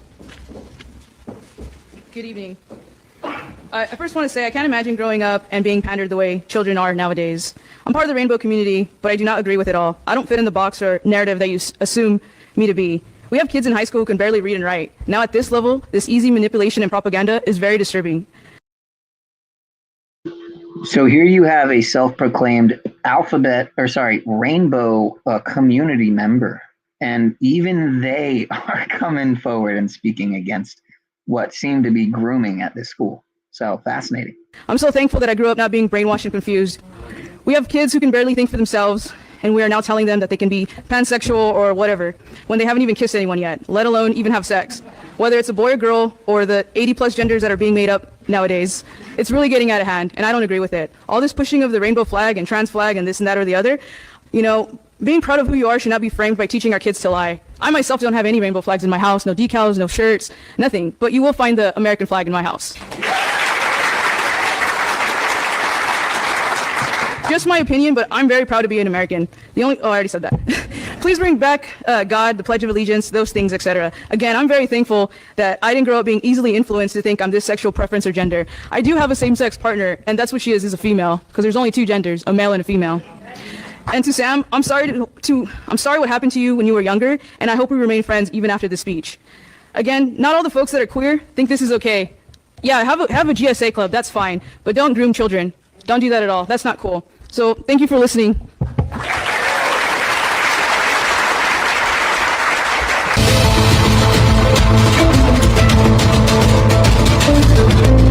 If you don't So, apparently she thinks, pledging allegiance to the flag of the United States of America Corporation is something that doesn't involve being brainwashed on some level. But regardless, I agreed with pretty much everything else that she said, I think. Yeah, I think I'm going to go to the other video. What is this about again? Hold on. understand this trick, you will be easy to manipulate. It's been used by the government, by big corporations, and by the media to control public thought and behavior. This is how people use numbers that are technically true to make things sound way scarier or way safer than they actually are. Here's Oh, well, yeah. So this is basically how to lie with statistics. Shout out to Billy Boy, who loves rocking that and showing it in his, pictures and videos, which we could get into that at another time. The author of that book and his connections to Gates could even go into the numbers and how the numbers align with Bill Gates to the author of How to Lie with Statistics. It's amazing. the trick. Absolute risk is the real chance of something happening. Think about a jar with 10,000 marbles in it and only one of them is red. Your chance of picking the red marble is 1 in 10,000. That's the absolute risk. Now, relative risk compares two tiny numbers to make one of them sound huge. So if there's another jar and it has 2 red marbles, they'll say you have a 100% more chance of getting a red marble in this jar than you do in this jar. Well, your chance went from 1 in 10,000 to 2 in 10,000, both small numbers, but your chance has doubled. Relative risk is the favorite tool of fearmongers because it makes a tiny number sound huge. Absolute risk shows the real world odds. Now watch how this plays out. You've seen the headline, you're 840 times more likely to get sick from raw milk than from pasteurized milk. That's a relative risk number. It is technically true, but the absolute risk of getting sick from raw milk is about 1 in 13,000 for the people who drink it. That is less than 1/100th of 1%. They pulled the same move with COVID vaccines. Do you remember the headlines? The Pfizer vaccine is 95% effective. That number was blasted everywhere. But here's the truth. That was the relative risk reduction. When you dig into the actual trial data, the absolute risk reduction, the real difference between the vaccinated and the unvaccinated groups was about 0.8%. Less than 1%. They could have said this shot lowers your actual risk by less than 1%, but they didn't. They went with the bigger, scarier sounding number, 95%. And people made life-changing decisions based on that framing. It wasn't technically a lie, but it was incredibly misleading. And that should make you angry because it shows how much public opinion can be manipulated by the way statistics are presented. So And that's why they did their damage control, right? 95% effective. Oh, no, wait, 90%. Sorry, 85, 80, 70, 60, 50, 40, 50, and it just kept going down, down, down, down, down, down, down to where we're at now. And it's all coming out. There's food safety or medicine, statistics can be technically true, but still used to trick you. Next time you hear a scary or amazing number in a headline, ask, are they talking about relative risk or absolute risk? Relative risk, it sells headlines. Absolute risk tells the truth. It ain't what it used to be. Nothing is. Unless it's me getting older. Things was cheaper though. A lot cheaper. You could get 5 cigarettes for tuppence then. They don't make them in 5s anymore, do they? Well, you never see them. People smoke more, I suppose. Yeah. Well, people do seem to be smoking more since the cancer scare. Worry, I suppose. There was none of that then either. What? Cancer was all TB then. They can cure that now, can't they? Yeah. I suppose as soon as they can cure cancer, they'll think of something else to worry us with. My Uncle Wilf used to say he reckoned it was the government. What? He used to give us all these diseases. That's a bit tough, Mum. Well, they put them in our food. That's what he... Just add a laugh track and it'll what is basically truth in plain sight will just be taken as, it's just satire. It's just a comical satire. It's just a sitcom, Used to say, you can taste it in the water sometimes. That's chloride. Well, there you are. They put that in to improve the water. Chloride. It sounds a lot like fluoride. It don't improve the taste. My Uncle Wilf used to say, the only time they've got any use for us, the only time the government's got any use for us is in a war. The rest of the time he used to say, we're an embarrassment to him. Yeah. He used to say that they only need so many of us to do the things that need doing, and the rest they'd rather be without. So they spray our food, put things in the water to keep us down. Well, they do it to rabbits. He used to grow all his own food. Everything? Well, all he could. He only had a window box. So I just blew this shit the fuck up. And that was from over 50 years ago, folks. Because I cannot sit around idly by while they are literally enslaving us before our eyes. The UN just had a meeting about pushing this carbon footprint bullshit. And tonight, Apple the Apple from Black Eyed Peas performed tonight. And he's going to be one of the first celebrities pushing this agenda, just like they were pushing the vaccine. I'm telling you all now, this is a precursor to global slavery. Policing humans on their carbon footprint is a precursor to global slavery. Wake the fuck up, people. You all just got fucking vaccinated. People just fucking died off the face of the earth. People are having health issues. And now it's okay to speak out against the vaccine when a lot of us were getting fact checked on social media. But now we can speak the truth. So guess what? They're gonna do the same thing. It's the same pattern, same cycle over and over again, where they fucking police us. And then after like 10, 15 years, then all of a sudden it's okay. Then all of a sudden it's okay. But I'm not gonna fucking stand here and let us get enslaved. So humans, wake the fuck up.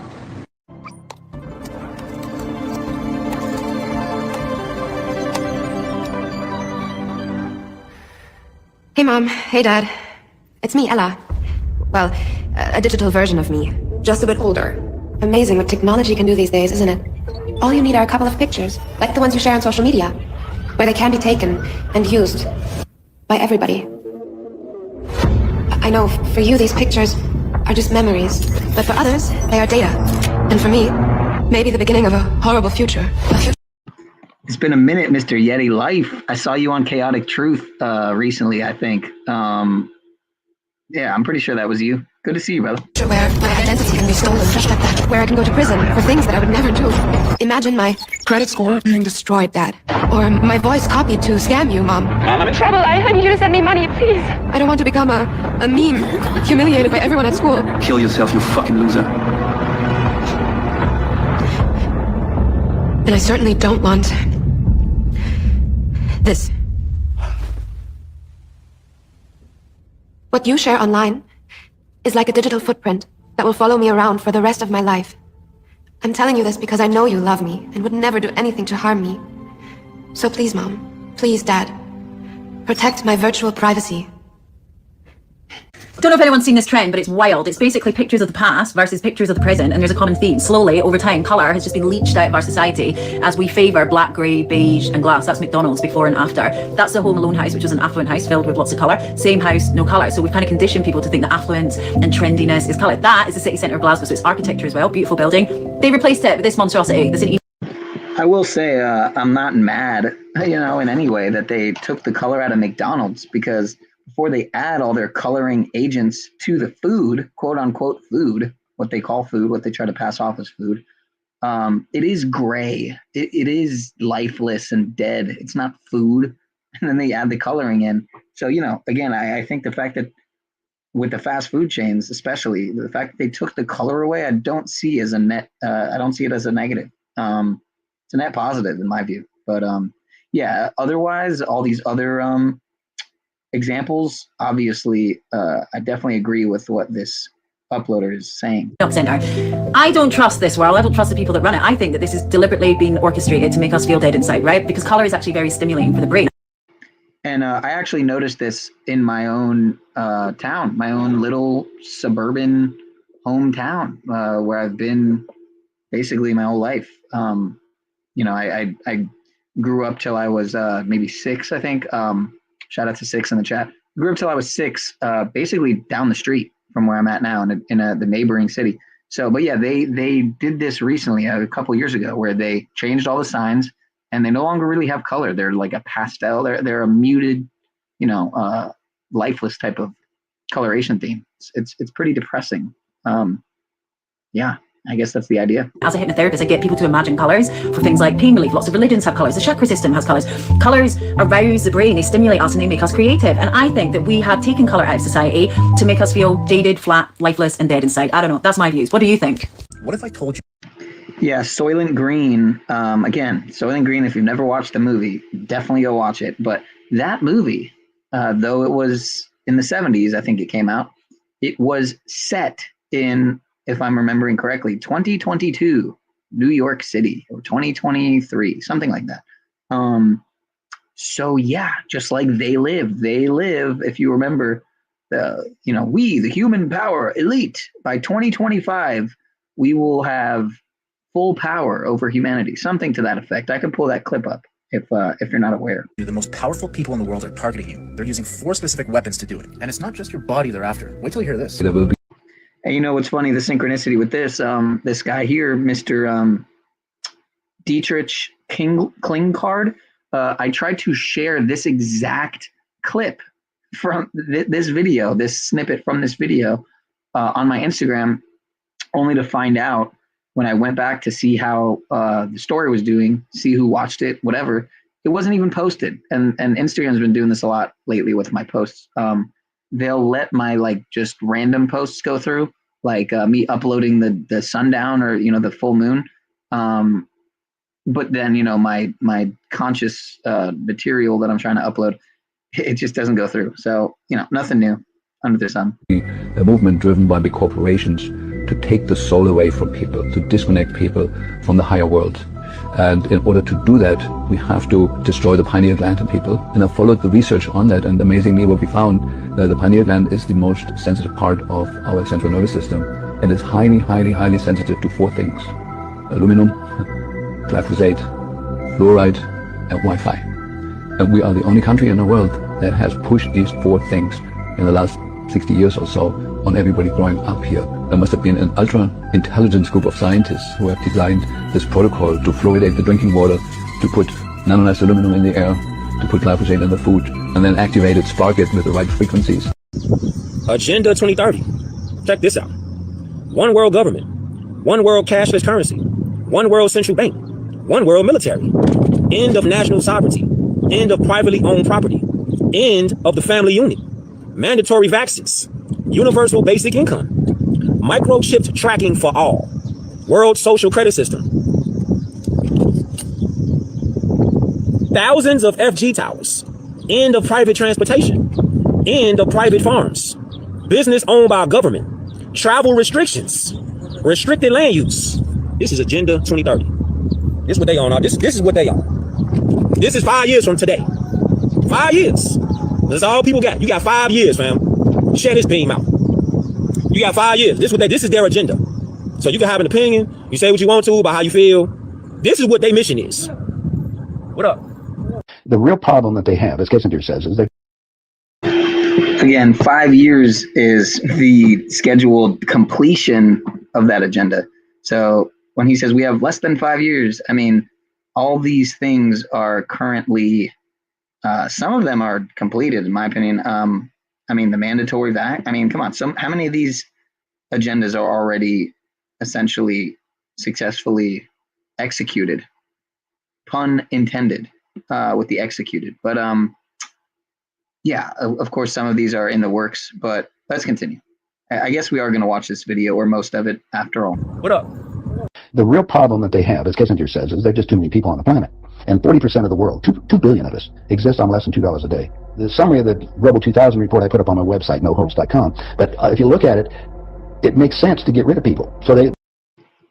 I don't see anything wrong with that. I mean, it could be very informational and educational and yeah, and informative. I don't have the game myself, but it could definitely serve to benefit, especially to those who think that psyops aren't real, and pre-programming and revelation of the method, and order out of chaos, and all these things, and Hegelian dialectic, all these things are just made up conspiracy theorism as opposed to conspiracy reality. Yeah, it could serve to benefit for sure. And even for those who are in the know, like yourself, I mean, you might just find that upon looking at it, you realize some things yourself, maybe before they happen. So yeah, I don't see anything wrong with getting the Illuminati card game. Now, what I will say is, don't buy it on Amazon. Maybe look for it on eBay or Etsy or something. That would be my counter. What they said, they're going to make godlike decisions on who lives and who dies.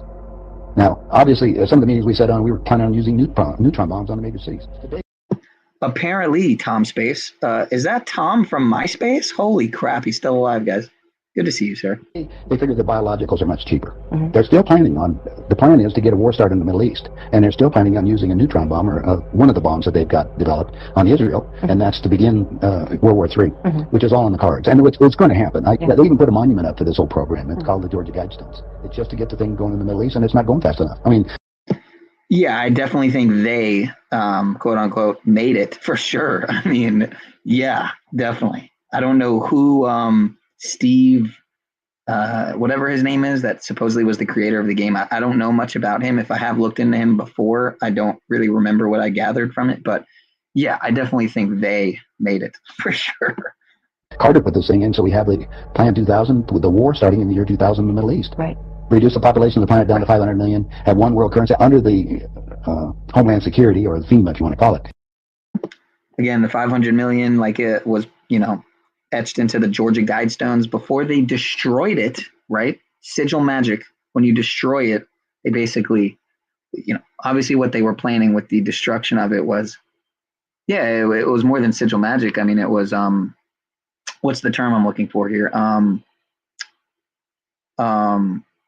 It's not going to come to me probably, but you know, when they destroy it, it releases that magic. So yeah, if you look at the timing of when it all happened, again, it happened on, if I remember correctly, it happened on 7/6, July 6th, on George Bush's 76th birthday, when Clinton was also 76 and Trump was also 76. I mean, you can't make this shit up, dude. It's all number games. It's all magic. They're going to declare an emergency, which are dark magic, of course. Going to shut down everything. Were you outraged when human rights abusers lied and actively denied COVID patients early treatments, peddling fear porn by calling decades-old known safe human pharmaceuticals a horse dewormer to push a forced experiment gene tech injections on the... Okay, see, so I wouldn't agree with this here. Calling ivermectin safe? I mean, that is a stretch. Definitely a big stretch. Tons of side effects linked to pharmaceutical anything. So, of course, ivermectin, bendazole, all that crap is included in that. We're not promoting that here. Stick with what's natural as best as you can, folks. I mean, dandelion, oregano, colloidal silver and gold, and which I've never gotten my hands on. Admittedly, I've never gotten my hands on colloidal gold or ormus. Things I definitely would like to acquire. Masses. And the reasons I didn't say that word, because that has polysorbate 80 in it and is not good for you. Hydroxychloroquine probably is okay. Yeah, I don't know about that one. But I wouldn't use that one. Some people are angry at you simply because you refuse their control, domination and abuse. Censorship and persecution of truth tellers, vaccine whistleblowers and those who dare to question the official narrative are being silenced, censored and even persecuted. This is a clear indication that there is something sinister at play and the truth is being hidden from the public. The House released a 500-page report on COVID-19 pandemic. Key findings: COVID-19 likely originated from a lab-related incident in Wuhan, China. Crazy. You get banned from YouTube for saying that. Yeah, well, who cares? Because it's bullshit anyway. So we're going to fast forward through this because Toe Rogan is just not going to do it. I'm not going to subject y'all to it. Oh, but here, this is The Agenda is a good film. I've actually meant to play that here. There definitely seems to be some funding behind it, but regardless, the information seems to be pretty sound. Where are we at here?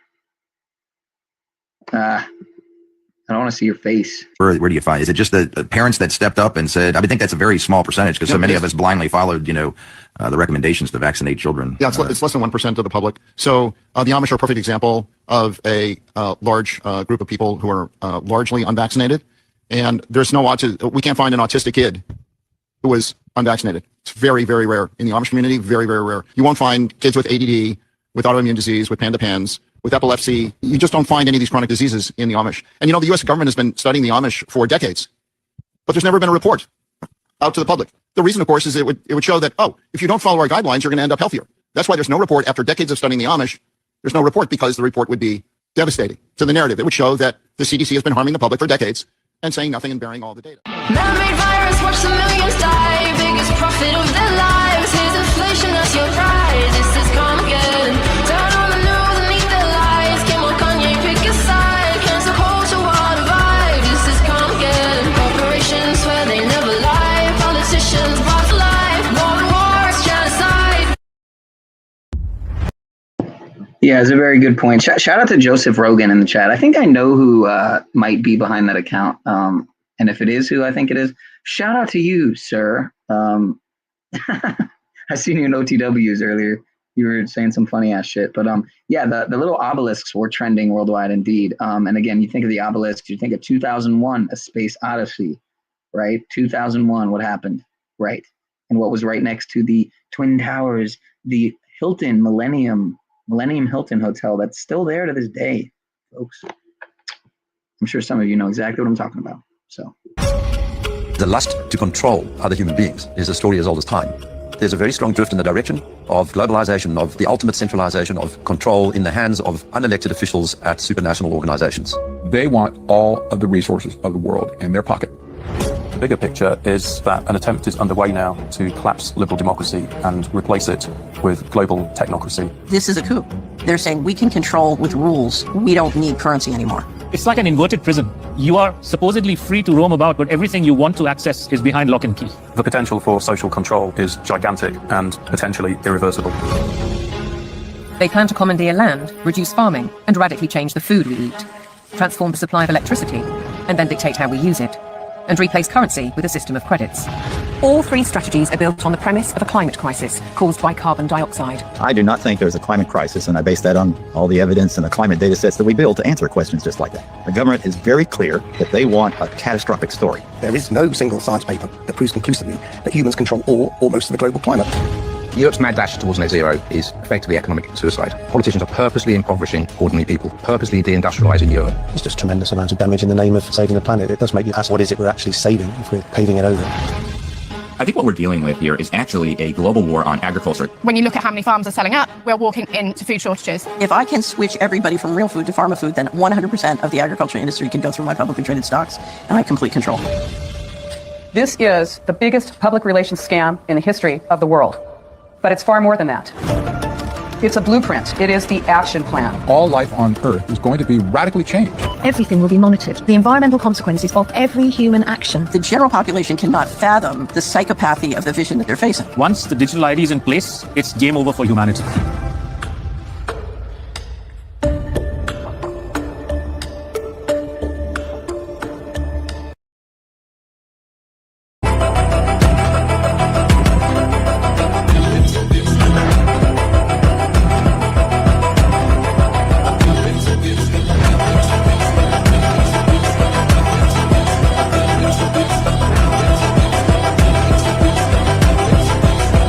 Looking at one of the strangest patents in the entire U.S. patent system. Patent number 2006-001425A1, Walking Through Walls Training System. This patent refers to a unique process, a training system that enables a human being to acquire sufficient hyperspace energy in order to pull the body out of a dimension so that it may pass through solid objects. This is very real and was used by the U.S. Army at one point. The hidden truth about numbers. The universe is a code and someone is running it.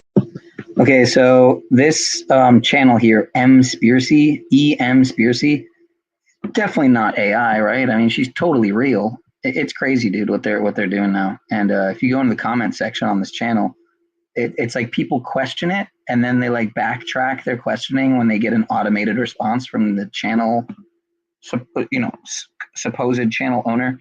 It's obviously complete AI nonsense, and it's definitely taken people, man. They are falling for it, hook, line, and sinker.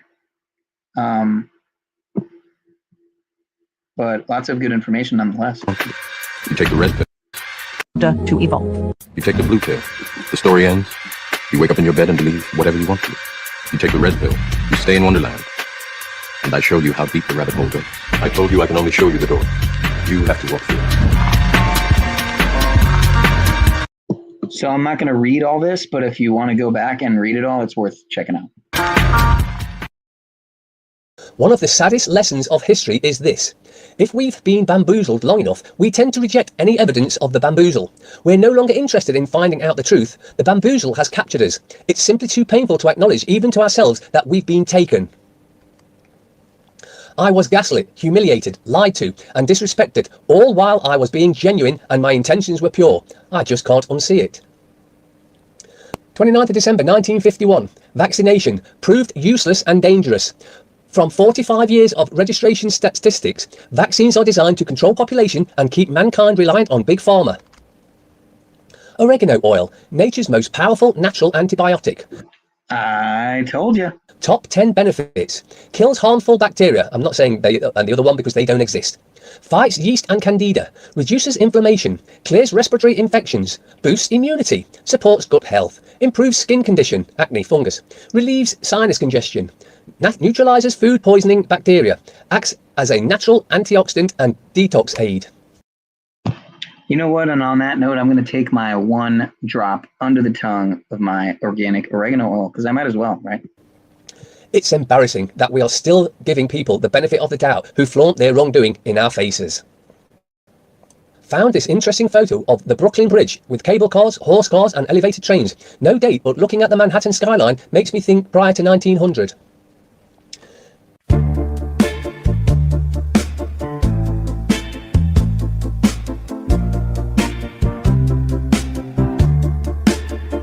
I walked through rain that never touched my skin. Stood in the wind, but it blew me in.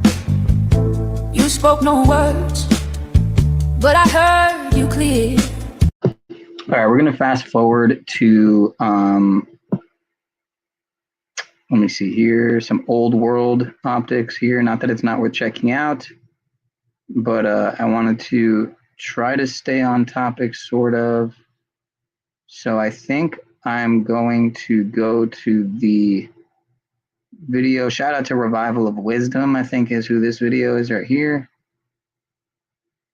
I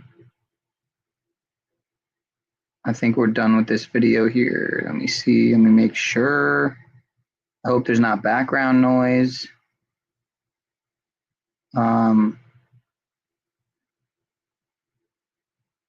All right, yeah, so let me see here. I might play a couple minutes of this and then go to the other video. Where is it at? How many child molesters is the royal family tied to? How many? Jimmy Savile, Epstein, Prince Andrew, the list goes on and on. Hold on one second. I think this is a channel I meant to check out. So I'll add it to the queue and we'll watch it another time. You know what, actually, maybe I could just play Donut's video because it's shorter and it shows a more recent update just from yesterday, actually, about the mask room there from Mr. Eggstain Island. Yeah, anyway. BRB.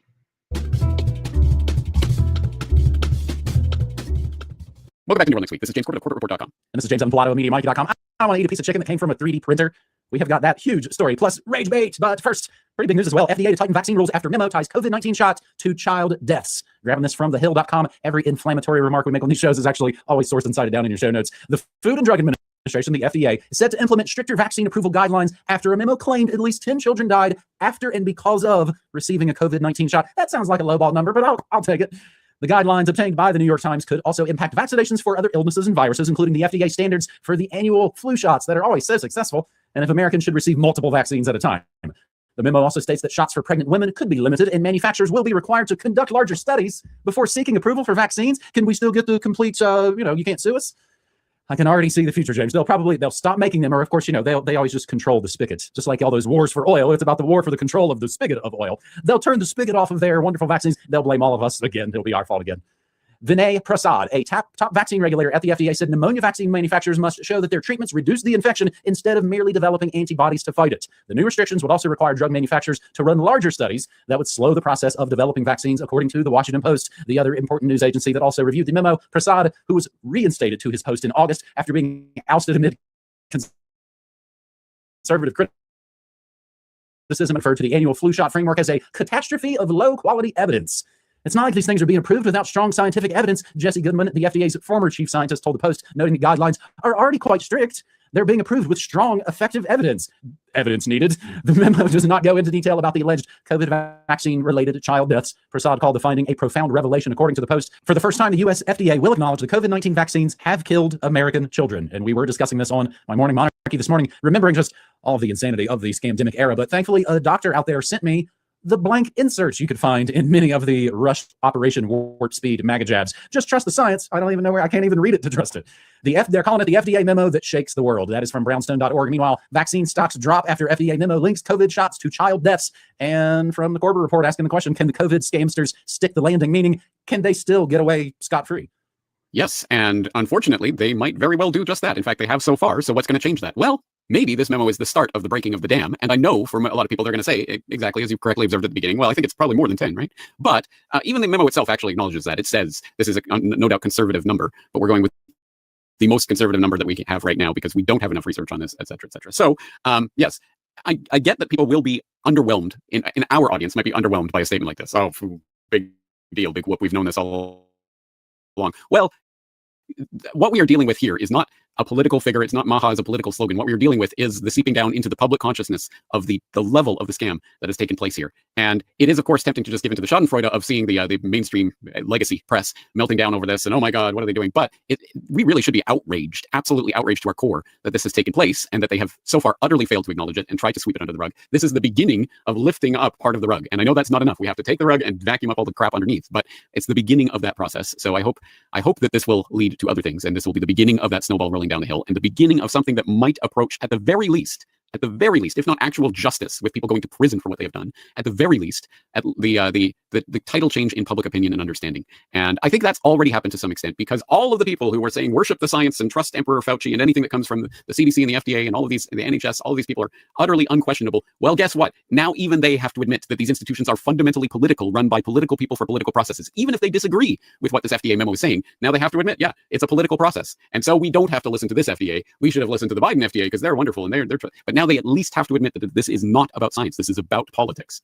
Anyway, all that being said, can the COVID scamster stick landing? I will exhort people to go and read that. Obviously, the clot shot agenda was definitely part of that. And who knows, we might be in the process of turning this gigantic ship of biosecurity state around and heading towards something approaching a more rational approach to gigantic medical interventions. Let's all hold our breath and wait. Anyway, it's the beginning, and we'll see where it goes from here. James, I've never really gotten over it at all. And even just now thinking, imagine your feelings in 2006 in regards to 9/11 truth and lies for World War. If we could grab that kind of energy again and hold on to that again, it's only been 5 years since this, what I call the greatest scam of our lifetimes so far. That is how we get going on New World Next Week, episode 611. Our second story, another biggie. Campbell's Soup vice president out after saying it's for poor people with meat from a 3D printer. Grabbing this from the Organic Prepper, who note in their headline, it's for poor. It's not they have to fix their tab headline, James. Language is a weapon. Campbell's Soup, a brand so iconic that Andy Warhol captured it on one of his most famous works of pop art in a leaked recording. It was revealed that the soups contained lab-grown meat. Really, well, I know didn't have that on my bingo card as an overused phrase, but that's definitely on there. Chicken that came from a 3D printer. Campbell's strenuously refutes this comment, though the company does use genetically modified ingredients such as canola, corn, soybeans, sugar beets. Robert Garza is our whistleblower hero in this case. He was a cybersecurity analyst for Campbell's, and he had a meeting at a restaurant. This is straight up Project Veritas kind of style. Shout out to Mr. Landry in the chat. And I also wanted to say, guys, don't worry about all this news because it's just Campbell's. It's definitely not all the other major mega big food corporations. It's just Campbell's, nothing to worry about. As long as you just take out Campbell's and not every other ultra processed food company, you're fine. You're fine. Meeting at a restaurant with Martin Bally, one of Campbell's vice presidents. Companies don't have a vice president like America has a vice president. They've got tons of them. They were hanging out to discuss his salary. He secretly recorded statements made by the VP. I always take everything. Pause any kind of interviews. It's really just kind of good practice. I don't do anything with the recordings. You take them in case in the future someone purports that you said something you didn't say and you've got your own backup. You got to have your own guardian drone protecting you at all times, James. In a rant that lasted over an hour, a speaker identified as Martin Bally is heard saying, quote, "We have ished for effing poor people. Who buys our ished? I don't buy Campbell's products barely anymore. It's not healthy now that I know what the F's in it." He also referenced bioengineered meat, saying, quote, "I don't want to eat a piece of chicken that came from a 3D printer." Bud Light Cracker Barrel could not be reached for comment, James. This is shocking the word again. It's just all the masks are all falling off, to use a mixed scamdemic phrase there, James. But had you heard about this one? I had heard about it, and here's my take on it. So this is the VP and Chief Information Security Officer. So I don't know the extent to which he knows the day-to-day operations of what's going into these products. But two things to note. One is that as the company itself notes, yes, well, okay, no, we're not using 3D printed chicken, but we are using genetically modified canola, corn, soybeans, and sugar beets. So that should be enough reason for people to reject this ished, as we're saying here. But it does remind me. It reminds me very specifically. Back in university, I took a course on Marx and Engels, a philosophy course, and there was a student in that course who was the conspiracy guy. Believe it or not, I was not the conspiracy guy in that class. And I remember he was an interesting character. In fact, he went to the battle in Seattle and all that stuff that was going on. And so he knew. Yeah, and they should call it the Pop Hall of Fame. We're 2 for 3 on limited hangout stories. Let's see how we do for our third and final. As OPB writes, that is Oregon Public Broadcasting. Don't get angry, but the 2025 Oxford Word of the Year is rage bait. That's 2 words. Again, they should call it the Pop Hall of Fame. Speaking of rage bait, don't be mean to Landry. No, you know, what is a GIMP anyway, right? Where is Mr. GIMP, by the way? Mr. Government Informants Manipulate Paupers, aka Mitch. Yeah, there you go. Be like Mitch, Laundry, and get some rollerblades. That's a synchronicity because I didn't even see your comment about Mitch. So shout out to Mitch wherever you're at, man. I know he's out now, so that's good to know. But yeah, Dolly Parton. Let's never forget Dolly Parton's remix to her famous song Jolene, where she's saying vaccine, vaccine, vaccine. It was a good moment in sellout history there. So yeah, shout out to this complete corrupt demon. Fame, not the Rock and Roll Hall of Fame that has rappers and Dolly Parton in it.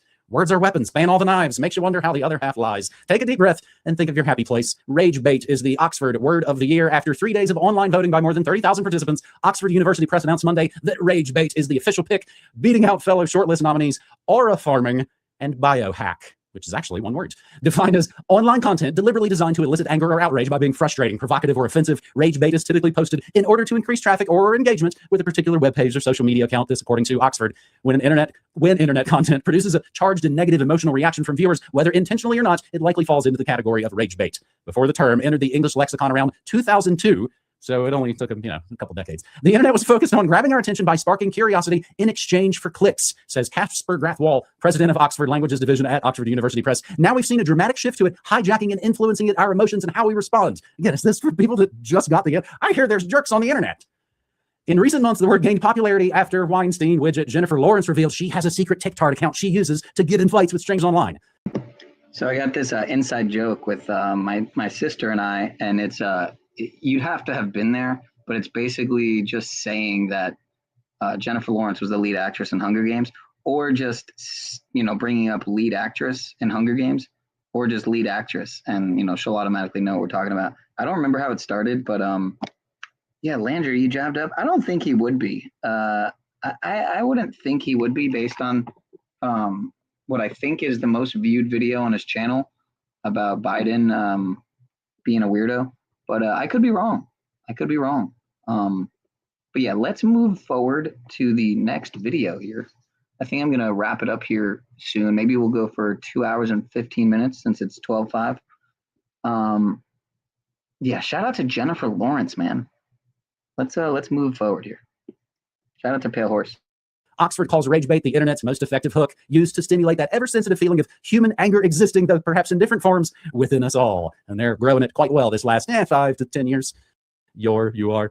Is it any surprise that last year's word of the year was brain rot? And we do have the official press release, Oxford rage bait press release. Again, this is not new news by any stretch of the imagination, and it's twice as many syllables as troll. It's troll. Come to prominence in 2025, although certainly wasn't coined in 2025. I think we'd have to go with initiatification. I gotta say it because it is a word. It is not a swear word. And shitification has become, as people know, it was coined by Cory Doctorow. Am I getting that right? Anyway, it was coined years ago. But for some reason, I saw many articles about it in the last several months. So if you wanted to come with an online word that gained popularity over the past year, maybe that would be more appropriate. Rage bait does not particularly define 2025 to me. What word does particularly define 2025 for me? Well, actually, I just recorded a subscriber video with Sean where we upheld the Japanese tradition. Every year at the end of the year, there's this Japanese society that has a character. The Japanese use the Chinese characters, right? And they choose one character that defines the year. So me and Sean just recorded a video here where we did that ourselves, and we came up with our own words. So if you are interested in that, if you're a Corporate Report member, you'll be able to sign in and watch that subscriber video this weekend. Kanji. Yes. Artistic retreat word. Yo, what up? It's Donut, and you tuning into all yo Illuminati news. There is this strange picture that was released a couple days ago or today. Newly released photos offer a glimpse inside the private island. Going off the cuff, I'm reading this, I'm just looking at the symbolism. It looks like me. As we see, there's this dentist office on the island, which all these strange Illuminati masks of the elite that we've seen in a soft disclosure in films like Squid Games or Eyes Wide Shut. So this private island. Whose faces are these that they are molding? I believe they're molding these creepy faces for these masks, for these Illuminati balls that go on. This one's really strange, right? In this dentist chair. I think that this dentist chair is where they make the mask of whoever goes there. As you see, there's a couple down here as well. I mean, absolutely creepy. Probably the creepiest thing I've ever seen with these masks. I mean, what kind of rituals were going down where they were wearing these masks? I mean, what's back here? This is probably where they make the masks. That's what I think. What do you think? I didn't read any of this. I'm just looking at the symbolism off the cuff. Just what I'm seeing with this 150 picture dump that was released on Time Magazine. I mean, Time Magazine is like the most controlled. They're like the higher ups of the higher ups. They're probably even more higher.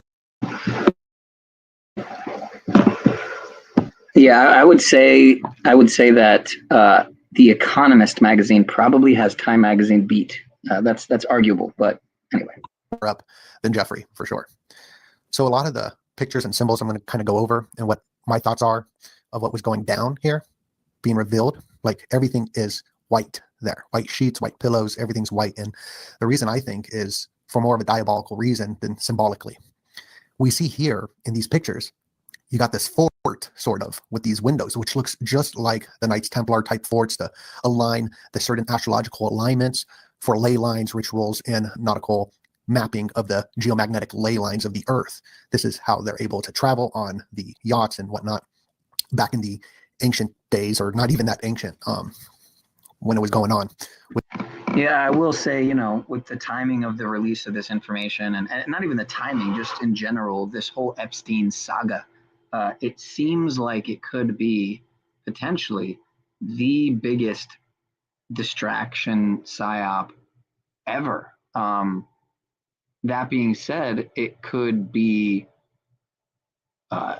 equally distraction as well as, revelation and truth in plain sight. I mean, this could all, or not all, but most of it, or at least half of it, or, a large amount of it be very factual and very based in reality. So it's hard to really know, what's real anymore, including when it comes to this. These certain ley lines. So that's the first thing I think when I see these type of forts with these windows. It's for when the sun enters one of these windows, that's when a ritual would go down. As we see, this is also there. This wasn't one of the released files. This is sort of older. That was on the island, which has this sundial. Yeah, that's what I mean, Pale. It's like, it's confusing, man. And I think that's the point, because I wouldn't be surprised if the way they've laid this all out is the distraction. I don't know. I mean, again, I went to Epstein Island. I fucking snorkeled. I went snorkeling at Epstein Island. So I might have to come out with that video at some point, because that was already that was months ago. That was in May, and that was quite an experience. Now, while I didn't see the submarine entrances while I was snorkeling or anything, and I didn't see any skeletons that I remember, it was quite an experience, and I do really want to go back and I won't say trespass, but I will say I do want to go back and make some footing there onto the actual island. There are signs every 100 feet, trespassing signs every 100 feet. And the owner of the island, who bought it for quite a good deal, it was I think it was on the market for 120 something million, and he got it for 60 something million. So quite a steal. It makes you wonder who that man is, and maybe we could go into that at another time. But yeah, let's continue. So just showing the importance of astrology, even inside of the temple, there was an astrological painting that had all the different zodiac signs, just showing the importance of the certain dates and astrological alignments. And when you look at it, you even got a Knights Templar boat, because the Templars were the pirates of the Caribbean. You even got the hexagram here, which a lot of people associate, but a lot of people don't understand that that's a Knights Templar symbol as well. So, I mean, very strange stuff going on there. This picture was there with the Pope a lot of different pictures, but I think there's something with the white being all over the place for a specific reason, which I think could be very diabolical, because white sheets and white, if there's, let's say, a stain or something dirty that you need to clean up, the white shows it immediately. So you know, oh, we got to clean this up. We got to clean that up. That's why, like, white sheets, they'll show if there's any stains or whatnot rather than darker sheets. So I think that's very eerie that the white is all over this damn place. I mean, even the ceiling fan and all the rooms and all that, not even to mention the white robes, but you even got crayons. So it seems like there could have been some sort of weird artistic retreat where whatever's going on, they're doing some kind of journalistic journaling through some artistic expression to the members of this club that go here, and you know, keeping it pretty PG on this video. But even the white robes is interesting because we've seen this in films like Blink Twice or Don't Blink or whatever this movie's called, where they go to this private island and there's these rituals going down and they're offered these white robes right when they walk into their island. And here's another picture with a group of, looks like kids and a couple adults wearing the white tees. So I think that's just something that pops up in my mind. There was a lot of redacted pictures, but a lot of words, like I am the subject. Some say this is an American flag. So it's like a lot of these words like this have been redacted on the images. So we're not seeing everything. These are just the images that have been shown. Absolutely creepy. And I even think it's weird, not just all the different white, which would show like a stain or something like that, but the shampoo selection. I've been to like different, very fancy like hotels or whatever, and these brands that they're using for their shampoo just doesn't seem like what the elite would be using, like Dial soap. Like, I don't know. That's just kind of weird. Yeah, I mean, it seems like a silly detail, but it's a good point. They would definitely be using, you know, top of the line stuff. But if they were running an operation where, you know, they're not worried about what they're giving the patients or the what would be the victims, yeah, obviously Dove, Dial, etc. would be sufficient. So it doesn't seem like it's a place for luxury and all that. It seems like some ritualistic place. Just looking at the symbols, we even have these canes with the different Illuminati animal heads on it. You got the Illuminati horse, which we've covered. Looks like a coyote, which is like this trickster archetype, and the owl. Look, right there's the big Illuminati owl symbol right there. It's very interesting. The canes, like you get a mask and a cane probably at these rituals. But here's some more of the astrological alignments. Here's the east side of this island where they're showing you the E, because the sun rises towards the east. So all the cornerstones of these ancient buildings and temples are laid facing the east. This is very symbolic. So I know that this meant something with the east symbol there.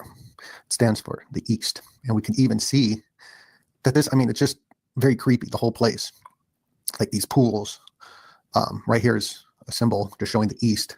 So I'm sure there's even more symbolism. This is just off the cuff, you know, looking into it. Not much of a deep dive. But as you can see, it's not like luxurious. It's not nice in all the different white everywhere. And then the camera setup where they film whatever. And then we got Pan and Poseidon there. So, I mean, absolutely strange. What have you found on this?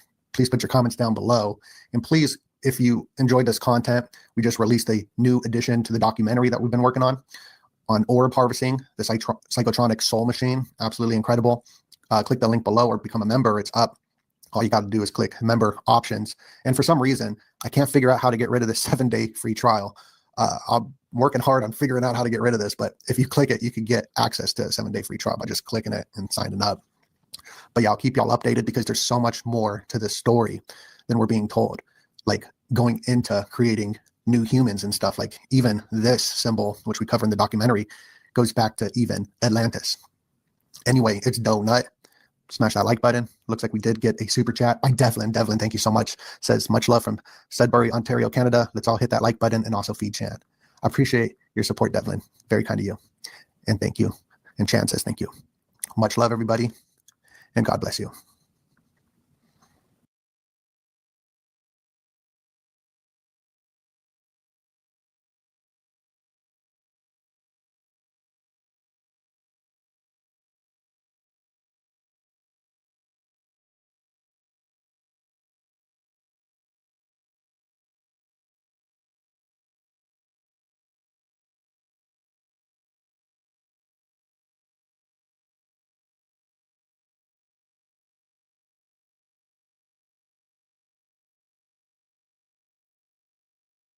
we infiltrated the Bohemian Grove, the world's most infamous cult ritual ground. If you haven't heard of the Bohemian Grove, then you might be surprised to learn that the world's most powerful and wealthiest elites all gather here for 2 weeks in mid-July every single year. This fact alone was enough to sprout all kinds of conspiracy theories. However, it was when this footage was released in the year 2000 that a storm of conspiracies began flooding the internet. This video was filmed by Alex Jones, a now famous conspiracy theorist and radio show host who infiltrated the Grove with a cameraman and went on to film this ritual, known as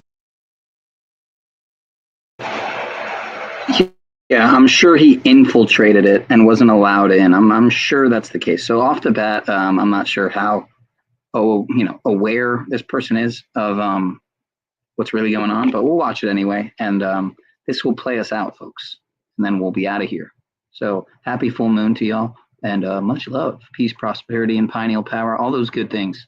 Oh, and I didn't even take my drop of oregano oil or my drops of wormwood, black walnut, cloves. So let me do that. a cremation of care. While some claim that the club is just an overgrown frat party for wealthy elites, others believe that these are legitimate pagan rituals being performed by the most powerful people on Earth. With this in mind, the Geechee Uncharted crew decided that the best way to come to a conclusion would be to infiltrate the Bohemian Grove ourselves to find answers. This is the first tape of the Bohemian Grove infiltration. Currently trying to find a place to park somewhere on a sketchy road. See a lot of weird signs around the area. The front entrance to the Grove was heavily guarded, so we need to use the extensive woodlands to our advantage and infiltrate the Grove from the sides. This is the first video of the official Bohemian Grove infiltration. We're on the grounds right now. This is the first shit that we found. A unicorn? Oh, is this like a homeless camp? Grab that journal. Nothing. What the hell? We're in the Bohemian Grove. This is how we have to sneak in. Have to take a less conspicuous route. You can only use red lights for now. I think from here, we're officially in the Grove. When we saw the BG engraved into the gate, we realized that we must have found some kind of old hidden entrance into the Grove. First structure inside the Grove, just a water tank. Looks like these are some kind of benches. We've got a corrosive liquids, wear protective equipment. There's a light on the other side. Kind of an antenna. It's an old truck. Shit. Come in, we're open. Evidently. Let me look in here. What the fuck? It's like just signs. Signs, barbed wire, tools, rope, hose, rope. What? Dude, they set all this up when the ritual starts? Yeah. Finally, we reached the cabins. The majority of the Bohemian Grove is hundreds of these cabins, where the wealthiest and most elite figures stay for 2 weeks every year. I do appreciate you folks. I really do. And I'll see y'all again soon. I gotta come back more often. I know.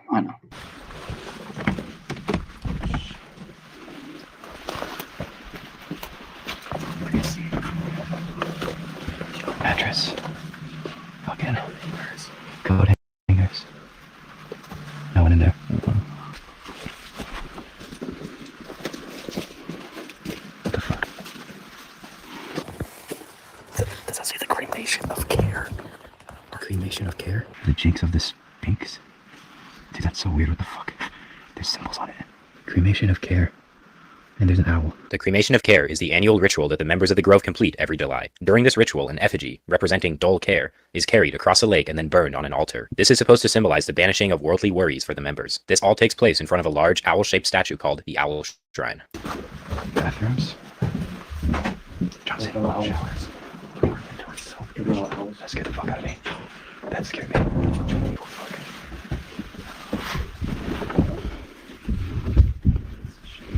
It's just packed tight. Yeah. Packed ass tight. Like, no shoes or something. It's George Bush's shoes. I want to step them. 2010 summer encampment. 10 number 1 William Thatcher. John Thatcher. Down number 1 for John Thatcher. William Caesar Craft. Okay. Fucking George Bush's shaving cream and shit. It's like ass packed with fucking chairs. It's ridiculous. What is that? That's what the green lights are. Look. See them? What is it? See the green light? It's like a weird heater thing. George Bush's shaving cream. There's no shot. That's fucking crazy. This was where we began to notice that the entirety of the Grove was littered with symbols. The whole place was designed around the owl and the Cremation of Care ritual. Fridge, meat, smoking gun. Whiskey for it. There's like a beer thing. George Bush forgot how to smoke his weed. Storage. Hey, a clock. We have power. And more owls. Yeah, they do more owls. It just comes off.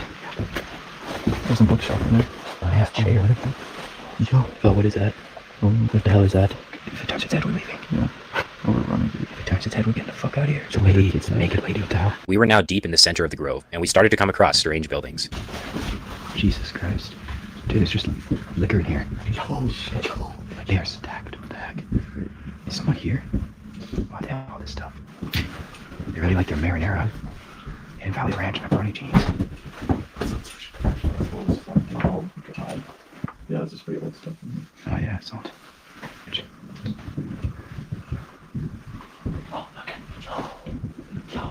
Oh, wait a minute. Who are these guys? Wait, do we know any of these people? I don't recognize anybody. No, I don't either. Bro, what is this shit?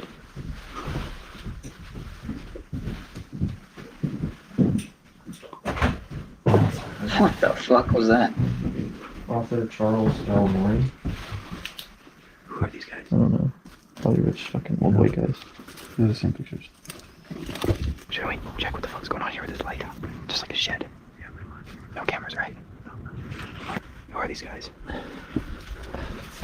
You don't even know half these names.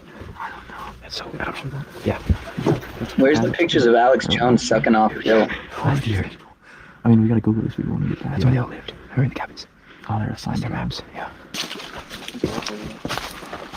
The next building we find is even stranger than the last. What the hell? What the More? Epstein. Oh shit. It's so warm in here. Cobwebs though. No one's been here for a while. This looks abandoned. There's a kitchen here. Holy shit. Those are expensive. Those are like fucking $500, dude. Fine wine. This might be some of the finest wine you may ever find. Yo, there are wine that costs like $5,000 and shit. And this is one of them. Do you guys want ice cream? Yeah, it's ice cream. I wish I knew. It's ice cream bars. Hendrick's gin in the freezer. No, check. Oh no, 2025 is all I look at. For real, dude. Butterflies with the ass, man. I don't know why there's bitches. Oh shit. Fuck. Yeah, it's left. Okay, done with the door. More wine. Ice cream. Dude, just took Obama's ice cream. Oh shit. The owl. That's the Obama's owl. ice cream. The effigy. That's gross. The fuck? Bro. What? Wine? Oh my god, more ice cream?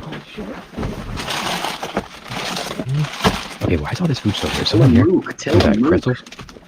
Dude, it's just a bunch of food and owls. It's like that's like a blue pussy club. Yeah. Just alcohol and food. Let's get food, owls, and we like the owls.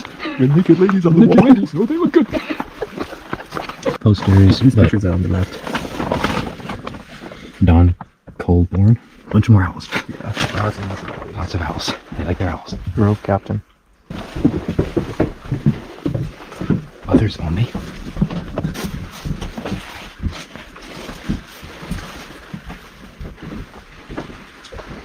Probably. It's way more shitty. Yeah, and plus the door is like locked, so honestly, I don't care. It smells fucking weird in here.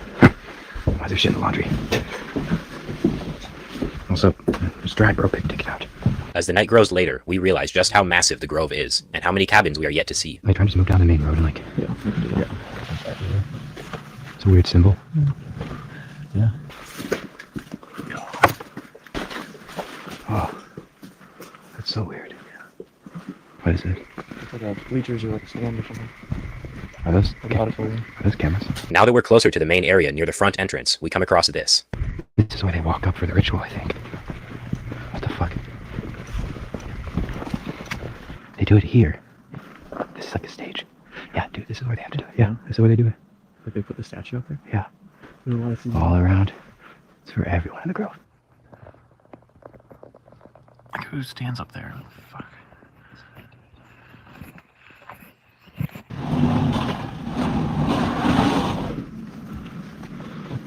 Yeah, it's all it's construction stuff. Seats. Hello?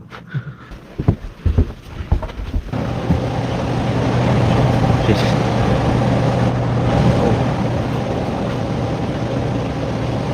You turn it off? Yeah. Bye-bye. Bye-bye. Back by where the light was, over the hill, on top of the hill, there's like this humanoid type statue. Oh, let's go look at that. It's kind of like The night was drawing very late at this point, and we were beginning to approach what we believed was the guard shack. like that's a kind of a modernized building. So Guard shack. yeah, that's what I was thinking. We're pretty close to the front gate. From here, we decided that we would begin heading back, as we had explored a huge chunk of the Grove at this point. So the question remains, what is really going on at the Grove?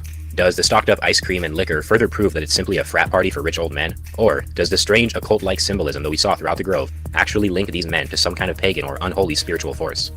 The answer is up to you.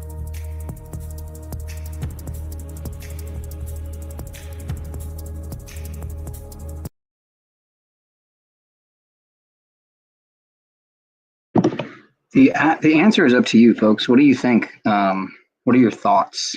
THOT. I'm just kidding. All right, we're gonna get out of here, folks. 2 hours and 15 minutes seems fitting for 12/5. You know how I am with the numbers. So shout out to y'all. I'll be back soon enough. Yeah. Give love to those who deserve it, nearest to you. You know, peace, prosperity, and pineal power, as I always say to all of y'all. And I'll see y'all soon. So from me and the owl that I have here, good fortune to y'all. Good fortune. I feel like Cage. I feel like Cage, guys.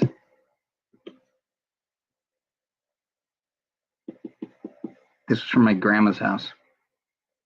All right, I'm out of here. Much love, y'all.